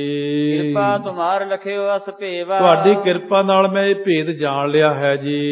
ਰਾਗ ਦਵੈਖ ਦਵੈ ਸਿੰਘ ਸਮਾਨਾ। ਰਾਗ ਤੇ ਦਵੈਸ਼, ਈਰਖਾ ਤੇ ਰਾਗ ਜਿਹੜਾ ਹੁੰਦਾ, ਕਿਸੇ ਨਾਲ ਬਿਨਾਂ ਕਾਰਨ ਤੋਂ ਪ੍ਰੇਮ ਕਰਨਾ, ਕਿਸੇ ਨਾਲ ਬਿਨਾਂ ਕਾਰਨ ਤੋਂ ਦਵੈਸ਼ ਈਰਖਾ ਕਰਨੀ, ਇਹ ਤਾਂ ਮੰਨੋ ਦੋ ਸ਼ੇਰ ਹਨ। ਇਨਕੇ ਭੈ ਤੇ ਮੁਝੈ ਮੁਚਾਨਾ। ਇਹਨਾਂ ਦੇ ਡਰ ਤੋਂ ਤੁਸੀਂ ਮੈਨੂੰ ਬਚਾ ਲਿਆ ਮਹਾਰਾਜ, ਛੁਡਾ ਲਿਆ ਜੀ। ਗਰਸਿਓ ਸਰਪ ਦੀਰਘ ਹੰਕਾਰਾ। ਇੱਕ ਮੈਨੂੰ ਸੱਪ ਚਿੰਬੜਿਆ ਹੋਇਆ ਸੀ ਖਾਂਦਾ, ਹੰਕਾਰ ਰੂਪੀ ਸੱਪ, ਉਹ ਮੈਨੂੰ ਫੜੀ ਬੈਠਾ ਸੀ। ਦੀਨ ਜਾਨ ਤੁਮ ਲੀਨ ਉਬਾਰਾ। ਮੈਨੂੰ ਗਰੀਬ ਜਾਣ ਕੇ ਉਹ ਸੱਪ ਤੋਂ ਤੁਸੀਂ ਬਚਾ ਲਿਆ, ਮੈਂ ਤਾਂ ਹੰਕਾਰ ਚ ਆ ਗਿਆ ਸੀ। ਅਬ ਮੈਂ ਆਤਮ ਰੂਪ ਪਛਾਨਾ। ਹੁਣ ਮੈਂ ਆਪਣਾ ਆਤਮਿਕ ਰੂਪ ਪਹਿਚਾਣ ਲਿਆ ਹੈ ਜੀ। ਜਿਹ ਜਾਣੇ ਜਾਕੋ ਦੁਖ ਹਾਨਾ। ਜਿਹਨੂੰ ਜਾਣਨ ਕਰਕੇ ਜਗ ਦੇ ਦੁੱਖ ਨਾਸ ਹੋ ਜਾਂਦੇ ਨੇ ਸਾਰੇ। ਅਸ ਪ੍ਰਕਾਰ ਕੋ ਸੁਨੋ ਉਪਦੇਸੋ। ਇਸ ਤਰ੍ਹਾਂ ਦਾ ਉਪਦੇਸ਼ ਸੁਣ ਕਰਕੇ ਜਾਨੋ ਸਹਿਜ ਸਰੂਪ ਨਾ ਨਰੇਸੋ। ਉਸ ਵਕਤ ਨਰੇਸ਼ ਰਾਜੇ ਨੇ ਆਪਣਾ ਸਹਿਜ ਸਰੂਪ ਜਾਣ ਲਿਆ ਜੀ। ਇੱਕ ਆਤਮਾ ਵਿਆਪਕ ਸਾਰੇ। ਇੱਕ ਆਤਮਾ ਹੀ ਸਾਰੇ ਕਿਤੇ ਵਿਆਪਕ ਹੈ। ਉਤੋ ਭੇਦ ਸੋ ਦੂਰ ਨਿਵਾਰੇ। ਉਹੀ ਭੇਦ ਜਾਣ ਕੇ ਸਾਰਾ ਨਿਵਰਤ ਹੋ ਗਿਆ ਮੇਰਾ ਸ਼ੰਕਾ। ਕਰ ਬੁਲਾਰ ਕੋ ਭਲੇ ਨਿਹਾਲਾ। ਬੁਲਾਰ ਜੀ ਨੂੰ ਤੰਗੀ ਤਰ੍ਹਾਂ ਨਿਹਾਲ ਕਰਕੇ ਪੁਨ ਆਏ ਨਿਜ ਸਦਨ ਕਿਰਪਾਲਾ। ਫਿਰ ਆਪਣੇ ਘਰ ਆ ਗਏ ਸੱਚੇ ਪਾਤਸ਼ਾਹ। ਮਨੋ ਗਿਆਨ ਕੋ ਤਰਨ ਬਿਰਾਜੈ। ਮਾਨੋ ਗਿਆਨ ਦਾ ਸੂਰਜ ਹੈ ਗੁਰੂ ਨਾਨਕ ਦੇਵ ਜੀ। ਜਿਹ ਕੇ ਦਰਸ਼ਨ ਕਲਮਲ ਭਾਜੈ। ਜਿਨ੍ਹਾਂ ਦੇ ਦਰਸ਼ਨ ਕਰਨ ਨਾਲ ਸਾਰੇ ਪਾਪ ਨਾਸ ਹੋ ਜਾਂਦੇ ਨੇ। ਕਿਤਕ ਦਿਵਸ ਇਸ ਭਾਂਤ ਬਤਾਏ। ਕਿੰਨੇ ਕੁ ਦਿਨ ਇਸ ਤਰੀਕੇ ਨਾਲ ਬਤੀਤ ਕੀਤੇ। ਸੋ ਮਗ ਦੀਨ ਜਗਤ ਜੋ ਆਏ। ਜਿਹੜੇ ਜੱਗ ਨੂੰ ਸਹੀ ਰਸਤਾ ਦਿਖਾਉਣ ਆਏ ਸਨ। ਕਮਲ ਬਦਨਾ ਇੱਕ ਦਿਨ ਨਿਜ ਸਦਨਾ। ਅਗਲੀ ਸਾਖੀ ਇਸੇ ਵਿੱਚ ਹੀ, ਅੱਗੇ ਇਸੇ ਅਧਿਆਏ ਵਿੱਚ ਹੀ ਆ ਕਿ ਇੱਕ ਦਿਨ ਦੀ ਗੱਲ ਹੈ। ਕਮਲ ਬਦਨ ਗੁਰੂ ਨਾਨਕ ਦੇਵ ਜੀ ਇੱਕ ਦਿਨ ਘਰ ਵਿੱਚ ਸਜੇ। ਔੜ ਸੇਨ ਕਿਆ ਦੋਖ ਨਿਕਦਨਾ। ਦੁੱਖਾਂ ਦੇ ਕੱਟਣ ਵਾਲੇ ਗੁਰੂ ਨਾਨਕ ਦੇਵ ਜੀ ਪਲੰਗ ਦੇ ਉੱਤੇ ਚਾਦਰਾ ਲੈ ਕੇ ਚਿੱਟਾ ਆਰਾਮ ਕਰ ਰਹੇ ਸਨ। ਤੇ ਸਨ ਅਛਨ ਹੋਤ ਭਾ ਤਿਆਰਾ। ਉਸ ਵਕਤ ਮਾਤਾ ਜੀ ਨੇ ਉਧਰੋਂ ਪ੍ਰਸ਼ਾਦਾ ਤਿਆਰ ਕਰ ਲਿਆ ਜੀ। ਸਵਾਦ ਸਰਸ ਨਾਨਾ ਪ੍ਰਕਾਰਾ। ਚੰਗੀ ਤਰ੍ਹਾਂ ਦੇ ਸੋਹਣੇ ਸੋਹਣੇ ਸਵਾਦਾਂ ਵਾਲੇ ਭੋਜਨ ਤਿਆਰ ਕੀਤੇ। ਪਾਕਸ਼ਾਲਾ ਮਹਿ ਤ੍ਰਿਪਤਾ ਮਾਤਾ। ਪਾਕਸ਼ਾਲ ਹੁੰਦਾ ਰਸੋਈ ਦੇ ਵਿੱਚ ਮਾਤਾ ਤ੍ਰਿਪਤਾ ਜੀ ਨੇ ਪ੍ਰਸ਼ਾਦਾ ਤਿਆਰ ਕੀਤਾ। ਮਿੰਜਨ ਕਰਵਾਏ ਤਹਿ ਤਾਤਾ। ਉਸ ਵਕਤ ਆਪਣੇ ਬੇਟੇ ਵਾਸਤੇ ਭਾਵ ਗੁਰੂ ਨਾਨਕ ਦੇਵ ਜੀ ਲਈ ਬੜੇ ਸੋਹਣੇ ਸੋਹਣੇ ਸਵਾਦਲੇ ਭੋਜਨ ਤਿਆਰ ਕੀਤੇ। ਇੱਕ ਦਾਸੀ ਸੋ ਨਿਕਟ ਬੁਲਾਏ। ਤੁਲਸਾ ਸੀ ਦਾਸੀ ਦਾ ਨਾਂ, ਉਹਨੂੰ ਨੇੜੇ ਬੁਲਾਇਆ। ਕਹੈ ਕਿ ਸੁਤ ਕੋ ਆਨ ਜਗਾਏ। ਕਹਿਣ ਲੱਗੇ ਪੁੱਤਰ ਨੂੰ ਜਗਾ ਕੇ ਲਿਆ, ਮੇਰੇ ਨੂੰ ਪ੍ਰਸ਼ਾਦਾ ਛਕ ਲੈਣ ਗੁਰੂ ਨਾਨਕ ਦੇਵ ਜੀ। ਸੀਤਲ ਹੋਏ ਨਾ ਜਾਏ ਆਹਾਰਾ। ਉਹ ਰੋਟੀ ਫਿਰ ਠੰਡੀ ਹੋ ਜਾਏਗੀ, ਮੇਰੇ ਪੁੱਤ ਨੂੰ ਬੁਲਾ ਕੇ ਲਿਆ। ਜੇ ਵਹਿ ਆਨ ਅਨੇਕ ਪ੍ਰਕਾਰਾ। ਅਨੇਕ ਪ੍ਰਕਾਰ ਦੇ ਮੈਂ ਅੱਜ ਬਹੁਤ ਪਕਵਾਨ ਤਿਆਰ ਕੀਤੇ, ਮੇਰਾ ਪੁੱਤ ਛਕ ਲਏਗਾ। ਤਬ ਗਵਨੀ ਦਾਸੀ ਸੁਨ ਬੈਨਾ। ਉਸ ਵਕਤ ਦਾਸੀ ਸੁਣ ਕੇ ਬਚਨ ਗਈ ਗੁਰੂ ਨਾਨਕ ਦੇਵ ਨੂੰ ਜਗਾਉਣ। ਪਹੁੰਚੇ ਜਹ ਸੈਨੇ ਗੁਣ ਐਨਾ। ਜਿੱਥੇ ਗੁਣਾਂ ਦੇ ਘਰ ਗੁਰੂ ਨਾਨਕ ਦੇਵ ਜੀ ਬਿਰਾਜਮਾਨ ਸਨ, ਉੱਥੇ ਪਹੁੰਚ ਗਈ ਦਾਸੀ। ਜਿਦੇ ਜਗਾਵਨ ਕੀ ਅਭਿਲਾਖਾ। ਜਿਹਦੇ ਮਨ 'ਚ ਸੀ ਇੱਛਾ ਕਿ ਮੈਂ ਗੁਰੂ ਨਾਨਕ ਦੇਵ ਜੀ ਨੂੰ ਜਗਾ ਲਵਾਂ। ਸੁਮਤਵਾਨ ਤੇ ਬਚਨ ਨ ਭਾਖਾ। ਬੜੀ ਸਿਆਣੀ ਸੀ ਉਹ। ਉਹਨੇ ਕੋਈ ਬਚਨ ਨਹੀਂ ਕੀਤਾ ਕਿ ਮਹਾਰਾਜ ਨੂੰ ਐ ਇੱਕਦਮ ਜਾ ਕੇ ਨਹੀਂ ਜਗਾਉਣਾ ਆਪਾਂ ਨੇ। ਵਾਹਿਰ ਚੀਰ ਤੇ ਚਰਨ ਸੁਹਾਵਾ। ਗੁਰੂ ਨਾਨਕ ਦੇਵ ਜੀ ਦਾ ਚਰਨ ਇੱਕ ਕੱਪੜੇ ਤੋਂ ਬਾਹਰ ਸੀ, ਉਹਦੀ ਚਾਦਰ ਉੱਤੇ ਲਈ ਸੀ, ਚਰਨ ਬਾਹਰ ਸੀ ਇੱਕ। ਤੇ ਪਰਸਨ ਹਿਤ ਮਨ ਲਲਚਾਵਾ। ਉਸ ਨੂੰ ਪਰਸਣ ਵਾਸਤੇ ਚਰਨਾਂ ਨੂੰ ਸਪਰਸ਼ ਕਰਾਂ ਮਨ ਲਲਚਾਇਆ। ਪਰਮ ਪ੍ਰੇਮ ਜਾਗਿਓ ਮਨ ਮਾਹੀ। ਉਹਦੇ ਮਨ ਦੇ ਅੰਦਰ ਬਹੁਤ ਪ੍ਰੇਮ ਜਾਗਿਆ, ਜੋ ਸ਼ਰਧਾਵਾਨ ਸੀ ਬੜੀ। ਚਰਨੈ ਹੱਥ ਛੁਹਾਇਓ ਨਾਹੀ। ਕਹਿੰਦੀ ਜਿਵੇਂ ਚਰਨਾਂ ਨੂੰ ਹੱਥ ਲਾਇਆ, ਮਹਾਰਾਜ ਜਾਗ ਨਾ ਜਾਣ ਕਿਤੇ ਫਿਰ ਇੱਕਦਮ ਐ ਨਾ ਹੋਵੇ ਵੀ, ਕਿਉਂਕਿ ਬਹੁਤ ਡਰ ਭੈ ਸਾਥ ਰਹਿੰਦੀ ਸੀ। ਇਹ ਜਗਾਉਣ ਦਾ ਤਰੀਕਾ ਦੇਖੋ ਕੈਸਾ ਹੈ। ਰਸਨਾ ਸੰਗ ਸੋ ਚਾਟਣ ਲਾਗੇ। ਉਹਨੇ ਬਹੁਤ ਪਿਆਰ ਨਾਲ ਗੁਰੂ ਨਾਨਕ ਦੇ ਚਰਨਾਂ ਨੂੰ ਆਪਣੀ ਜ਼ੁਬਾਨ ਲਾ ਦਿੱਤੀ, ਮਹਾਰਾਜ ਨੂੰ ਜਗਾਉਣ ਲਈ ਚਰਨਾਂ ਨੂੰ ਹੀ ਚੱਟ ਲਿਆ। ਉਸ ਵਕਤ ਜਗ ਮੈਂ ਬੜ ਭਾਗਨ ਅਨੁਰਾਗੇ। ਉਹ ਜਗ ਦੇ ਵਿੱਚ ਵੱਡਿਆਂ ਭਾਗਾਂ ਵਾਲੀ ਸੀ, ਬਹੁਤ ਪਿਆਰ ਪ੍ਰੇਮ ਸ਼ਰਧਾ ਭਾਵਨਾ ਗੁਰੂ ਨਾਨਕ ਦੇਵ ਨੂੰ ਪ੍ਰਮਾਤਮਾ ਰੂਪ ਜਾਣਦੀ ਸੀ ਉਹ। ਕੀਨ ਸਪਰਸਨ ਰਸਨਾ ਜਾਵੇ। ਜਦੋਂ ਹੀ ਗੁਰੂ ਨਾਨਕ ਦੇਵ ਦੇ ਚਰਨਾਂ ਨਾਲ ਰਸਨਾ ਲਾਈ, ਤੀਨ ਲੋਕ ਕੇ ਸੁਧ ਪੇ ਤਵੇ। ਇੱਕਦਮ ਐਸਾ ਕਰੰਟ ਵੱਜਿਆ ਕਿ ਉਸੇ ਵਕਤ ਕਪਾਟ ਖੁੱਲ ਗਏ। ਤਿੰਨਾਂ ਲੋਕਾਂ ਦਾ ਗਿਆਨ, ਆ ਜਿਹੜਾ ਰਾਏ ਬਲਾਰ ਜੀ ਨੂੰ ਆਤਮਿਕ ਗਿਆਨ ਦਿੱਤਾ, ਇੰਨਾ ਜ਼ੋਰ ਲਾ ਕੇ ਤੁਲਸਾ ਨੂੰ ਉਦਾਂ ਹੀ ਦੇ ਦਿੱਤਾ। ਇੱਕਦਮ ਆਤਮਿਕ ਸਰੂਪ ਚ ਚਲੀ ਗਈ ਉਹ। ਗ੍ਰਾਮ ਨਗਰ ਕਾਨਨ ਗਿਰ ਭਾਰੇ। ਸੋ ਉਸ ਵਕਤ ਪਿੰਡ ਸ਼ਹਿਰ ਜੰਗਲ ਪਹਾੜ ਆਦਿਕ ਸਾਰੇ ਸਭ ਸੁਧ ਜਾਨੀ ਸਿੰਧ ਮਝਾਰੇ। ਬਈ ਹੁਣ ਕੀ ਹੋ ਰਿਹਾ ਪਿੰਡਾਂ ਵਿੱਚ, ਸ਼ਹਿਰਾਂ ਵਿੱਚ, ਜੰਗਲਾਂ ਵਿੱਚ, ਪਹਾੜਾਂ ਵਿੱਚ, ਸਮੁੰਦਰ ਵਿੱਚ, ਇੱਥੋਂ ਬੈਠੇ ਨੂੰ ਹੀ ਸਾਰਾ ਕੁਝ ਨਜ਼ਰ ਆ ਰਿਹਾ। ਇਹ ਚੀਜ਼ਾਂ ਇਹ ਨਹੀਂ ਹੁੰਦੀਆਂ ਹੁਣ, ਜੇ ਆਪਾਂ ਨੂੰ ਨਹੀਂ ਹੋਏਗੀਆਂ ਤਾਂ ਆਪਾਂ ਕਈ ਨਹੀਂ ਹੁੰਦੀਆਂ। ਆ ਬਹੁਤ ਸਿੰਘ ਬੈਠੇ ਨੇ, ਆਓ ਪੰਜਾਬ 'ਚ ਬੈਠੇ ਇੱਥੇ ਦੇਖ ਲੈਂਦੇ ਕਿੰਨੀ ਸੰਗਤ ਹੁੰਦੀ ਹੈ ਇੱਥੇ। ਮੈਨੂੰ ਦੱਸ ਦਿੰਦੇ ਆ, ਜਦ ਮੈਂ ਟੋਰਾਂਟੋ ਸੀ ਮੈਂ ਪੁੱਛਿਆ, ਦੇਖਿਆ ਕਹਿੰਦੇ ਕੋਟ ਜੇ ਬਾਹਰ ਕਿਉਂ ਟੰਗਦੇ? ਮੈਂ ਕੋਟ ਬਾਹਰ ਤਾਂ ਟੰਗਦੇ, ਅੰਦਰ ਹੀਟ ਹੁੰਦੀ ਆ, ਕੋਟ ਬਾਹਰ ਟੰਗ ਕੇ ਜਾਂਦੇ ਆ ਉੱਥੇ। ਉੱਥੋਂ ਬੈਠੇ ਪੰਜਾਬ ਤੋਂ ਦੱਸ ਦਿੰਦੇ ਆ, ਇੱਥੇ ਦੇਖ ਲੈਂਦੇ ਇੰਨੀ ਸੰਗਤ ਇੱਥੇ ਬੈਠੀ ਆ। ਮੇਰੇ ਆਸਣ ਬਾਰੇ ਦੱਸ ਦਿੰਦੇ ਆ ਤੇਰਾ ਆਸਣ ਇੱਧਰ ਨੂੰ ਜਾ ਕੇ ਏਦਾਂ ਨਾ। ਮੈਂ ਹਾਂ, ਸਾਰੀ ਗੱਲਾਂ ਤਾਂ ਉੱਥੇ ਬੈਠੇ ਦੇਖੀ ਜਾਂਦੇ ਆ। ਉਹ ਜਿੱਥੋਂ ਦਾ ਮਰਜ਼ੀ ਪੁੱਛ ਲਓ, ਸਾਰੇ ਤਿੰਨਾਂ ਲੋਕਾਂ ਦੱਸਦੇ ਆ, ਥੱਲੇ ਪਤਾਲ ਦੀ ਗੱਲ ਦੱਸ ਦਿੰਦੇ ਆ। ਕੀ ਚੀਜ਼ ਭੁੱਲਣੀ ਆ? ਖਾਲਸੇ ਨੂੰ ਤਾਂ ਮਹਾਰਾਜ ਸਾਰਾ ਕੁਝ ਦਿੱਤਾ, ਪਰ ਆਤਮਿਕ ਗਿਆਨੀ ਨੂੰ ਇਹ ਚੀਜ਼ਾਂ ਦਾ ਪਤਾ ਲੱਗਦਾ। ਇਹ ਚੀਜ਼ਾਂ ਸਟੇਜ ਤੇ ਦੱਸਣ ਵਾਲੀਆਂ ਨਹੀਂ ਹੁੰਦੀਆਂ, ਪਰ ਸਟੇਜ ਤੇ ਹੁਣ ਆਪਾਂ ਤਾਂ ਦੱਸਦੇ ਆ ਵੀ ਸਾਡੇ ਸਾਰੇ ਜਾਣੇ ਥੱਲੇ ਨੂੰ ਹੀ ਡਿੱਗੀ ਜਾਂਦੇ ਆ। ਇਹ ਕਹਿੰਦੇ ਇਹ ਗੱਲਾਂ ਹੁੰਦੀਆਂ ਹੀ ਨਹੀਂ, ਇਹ ਹੁੰਦੀਆਂ ਹੀ ਨਹੀਂ। ਕਿਉਂ ਨਹੀਂ ਹੁੰਦੀਆਂ? ਮਿਲਾਵਾਂ ਫਿਰ ਉਹਨਾਂ ਬੰਦਿਆਂ ਨੂੰ ਮਿਲਣਾ, ਤੇ ਉਹ ਐ ਜਿਹੜੇ ਮਹਾਂਪੁਰਖਾਂ ਨੂੰ ਉਹ ਸਾਰਾ ਕੁਝ ਜਾਣਦੇ ਹੋਏ। ਜਿਵੇਂ ਅੱਜ ਹੀ ਗੱਲ ਹੋਈ ਸੀ ਬਾਬਾ ਅਜੀਤ ਸਿੰਘ ਜੀ ਹੰਸਾਲੀਏ ਨਾਲ ਫੋਨ ਤੇ।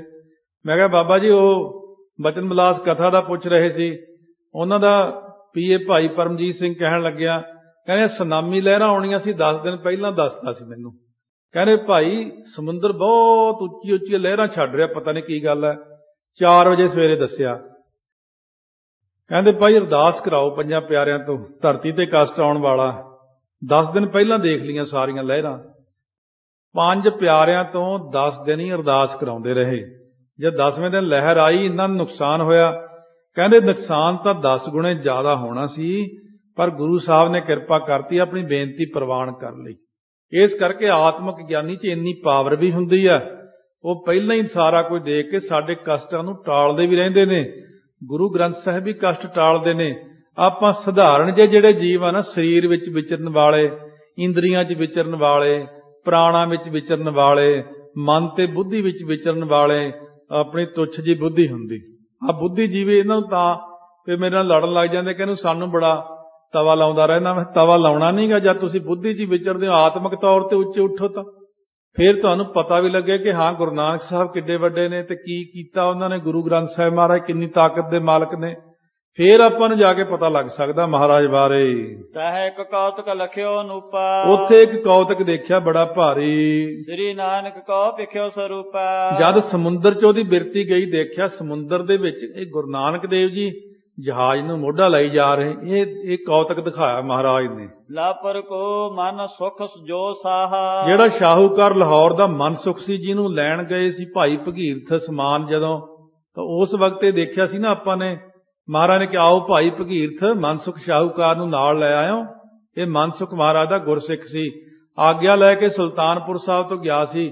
ਪਾਣੀ ਵਾਲੇ ਜਹਾਜ਼ ਵਿੱਚ ਸਮਾਨ ਲੱਦ ਕੇ ਇਹ ਲੰਕਾ ਨੂੰ ਜਾ ਰਿਹਾ ਸੀ, ਸੰਗਲਾਦੀਪ ਨੂੰ ਸਮਾਨ ਵੇਚਣ ਵਾਸਤੇ।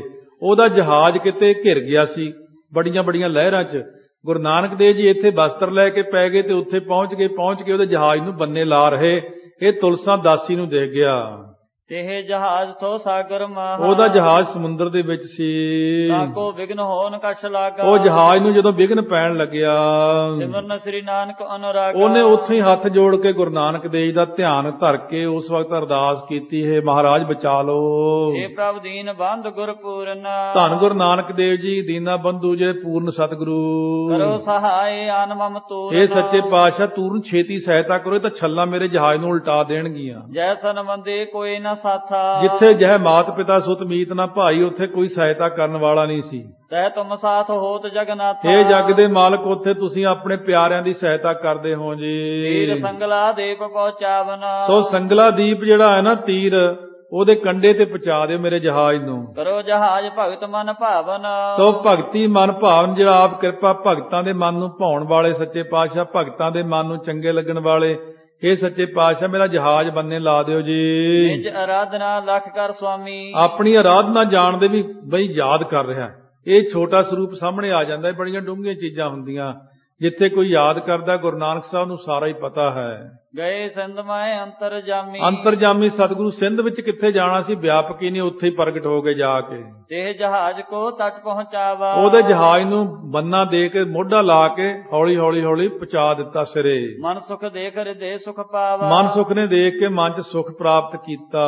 ਦਾਸੇ ਸਭ ਬਲੋਕ ਬਿਰਤੰਤਾ, ਦਾਸੀ ਨੇ ਸਾਰਾ ਕੌਤਕ ਦੇਖਿਆ ਆਪਣੀ ਅੱਖਾਂ ਨਾਲ। ਗਈ ਤਬ ਹੈ ਜਹ ਥੀ ਗੁਰ ਮਾਤਾ, ਜਿੱਥੇ ਗੁਰੂ ਕੀ ਮਾਤਾ ਪ੍ਰਸ਼ਾਦਾ ਪਕਾਰੀ ਰਸੋਈ ਵਿੱਚ, ਦਾਸੀ ਤੁਲਸਾ ਉੱਥੇ ਗਈ। ਕਹਿਓ ਜਾਏ ਮੈਂ ਕਿਆ ਨਾ ਜਗਾਵਨ, ਕਿਹਾ ਜਾ ਕੇ ਮੈਂ ਨਹੀਂ ਜਗਾਇਆ ਗੁਰੂ ਨਾਨਕ ਦੇਵ ਜੀ ਨੂੰ। ਸੋ ਤੈ ਕਰੈ ਜਹਾਜ਼ ਲੰਘਾਵਨ, ਉਹ ਤਾਂ ਮਾਤਾ ਜੀ ਜਹਾਜ਼ ਬੰਨੇ ਲਾ ਰਹੇ ਗੁਰੂ ਨਾਨਕ ਦੇਵ ਜੀ ਤਾਂ। ਜਬ ਨਿਜ ਸਿੱਖਾ ਕੋ ਕਰ ਹੈ ਕਾਜਾ, ਸੋ ਜਦੋਂ ਆਪਣੇ ਸਿੱਖ ਦਾ ਕਾਰਜ ਕਰਦੇ ਨੇ, ਦੇ ਸਮੁੰਦਰ ਲੰਘਾਏ ਜਹਾਜ਼ਾ, ਫਿਰ ਸਮੁੰਦਰ 'ਚੋਂ ਜਹਾਜ਼ ਪਾਰ ਲਾ ਦਿੰਦੇ ਨੇ। ਤਾਂ ਮੈਂ ਆਨੋ ਤਨਹਿ ਜਗਾਈ, ਉਦੋਂ ਮੈਂ ਜਗਾ ਲਵਾਂਗੀ, ਜਦੋਂ ਜਹਾਜ਼ ਬੰਨੇ ਲਾ ਦੇਣਗੇ ਨਾ, ਫਿਰ ਮੈਂ ਜਗਾ ਕੇ ਲਿਆਵਾਂਗੀ। ਕਹੋ ਸਾਚ ਬਚ ਕੂਰ ਨ ਰਾਏ, ਮਾਤਾ ਜੀ ਮੈਂ ਝੂਠ ਨਹੀਂ ਕਹਿੰਦੀ, ਸੱਚੀ ਗੱਲ ਕਹਿੰਦੀ ਆ। ਸੁਨ ਤ੍ਰਿਪਤਾਰਿਸ ਕਛ ਕਹੈ ਬੈ ਨਾ, ਮਾਤਾ ਜੀ ਨੂੰ ਉਹ ਗੱਲ ਦਾ ਗੁੱਸਾ ਆ ਗਿਆ। ਉਹ ਹਲੇ ਕਿਉਂਕਿ ਪਰਦਾ ਜਾਣ ਕੇ ਪਾਇਆ ਹੋਇਆ ਸੀ, ਮਹਾਰਾਜ ਨੇ ਗਿਆਨ ਨਹੀਂ ਸੀ ਹੋਣ ਦਿੱਤਾ ਪਹਿਲਾਂ। ਗਏ ਆਪ ਜਹ ਕਿਆ ਸੁਤ ਸੈਨਾ, ਲੈ ਹੁਣ ਘਰ ਦੇ ਨੌਕਰ ਵੀ ਮਖੌਲ ਕਰਨ ਲੱਗੇ ਵੀ ਆਖੇ ਉਹ ਜਹਾਜ਼ ਬੰਨੇ ਲਾਉਂਦਾ।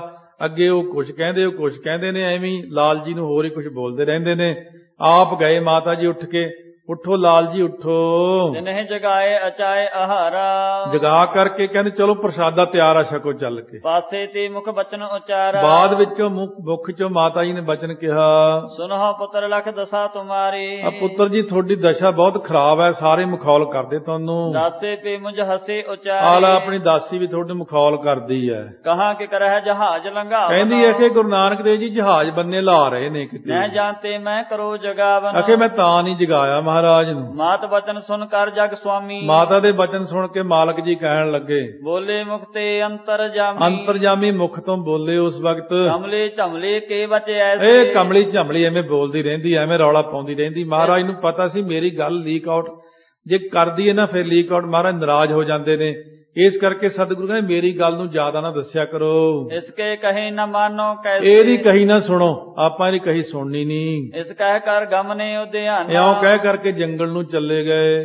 ਵੈਸੇ ਜਾਏ ਕੰਤ ਸਥਾਨਾ, ਇਕਾਂਤ ਥਾਂ ਤੇ ਜਾ ਕੇ ਬੈਠ ਗਏ। ਸੋ ਦਾਸੇ ਬਚ ਕਹਿਨੇ ਕਰ ਕੈ, ਉਹ ਦਾਸੀ ਨੂੰ ਕਮਲੀ ਝਮਲੀ ਸੁਤੇ ਸਿੱਧ ਕਹਿਤਾ ਮਹਾਰਾਜ ਨੇ। ਤੇ ਕਮਲੇ ਸੁਧ ਗਏ ਵਿਸਰ ਕੈ, ਉਹ ਕਮਲੀ ਹੋ ਗਈ, ਉਸੇ ਵਕਤ ਝੱਲੀ ਹੋ ਕੇ ਗਲੀਆਂ 'ਚ ਤੁਰ ਪਈ। ਜੀਵਤ ਰਹੇ ਜਗਤ ਮਹਿ ਜਾਵਦ, ਜਦੋਂ ਤੱਕ ਜੱਗ ਵਿੱਚ ਜਿਉਂਦੀ ਰਹੀ, ਨਹੀਂ ਆਏ ਸੋ ਤਿਹ ਕੋ ਤਾਵਦ, ਉਦੋਂ ਤੱਕ ਉਹਨੂੰ ਸੁੱਧ ਨਹੀਂ ਆਈ ਇਸ ਚੀਜ਼ ਦੀ ਕਮਲੀ ਹੋਣ ਤੋਂ ਮਤਲਬ ਇਹ ਨਹੀਂ ਹੁੰਦਾ ਕਿ ਛਦਾਈ ਹੋ ਗਈ, ਜੇ ਕੋਈ ਬਿਮਾਰ ਹੁੰਦੇ ਛਦਾਈ ਪਾਗਲ, ਉਹ ਨਹੀਂ ਸੀ। ਮਸਤਾਨੀ ਅਵਸਥਾ ਚਲੀ ਗਈ ਕਿ ਉਹ ਅੰਤਰਮੁਖ ਸੁੱਖ ਵਿੱਚ ਰਹੀ ਤੇ ਬਾਹਰਲੀ ਸੁੱਧ ਭੁੱਲ ਗਈ ਉਹਨੂੰ। ਜੇ ਅੰਤਰਮੁਖ ਸੁਰਤ ਇਕਾਗਰ ਹੋ ਕੇ ਨਾਮ ਰਸ ਵਿੱਚ ਨਾ ਰਹੀ ਹੋਵੇ ਤਾਂ ਮੁਕਤ ਨਹੀਂ ਹੋ ਸਕਦੀ।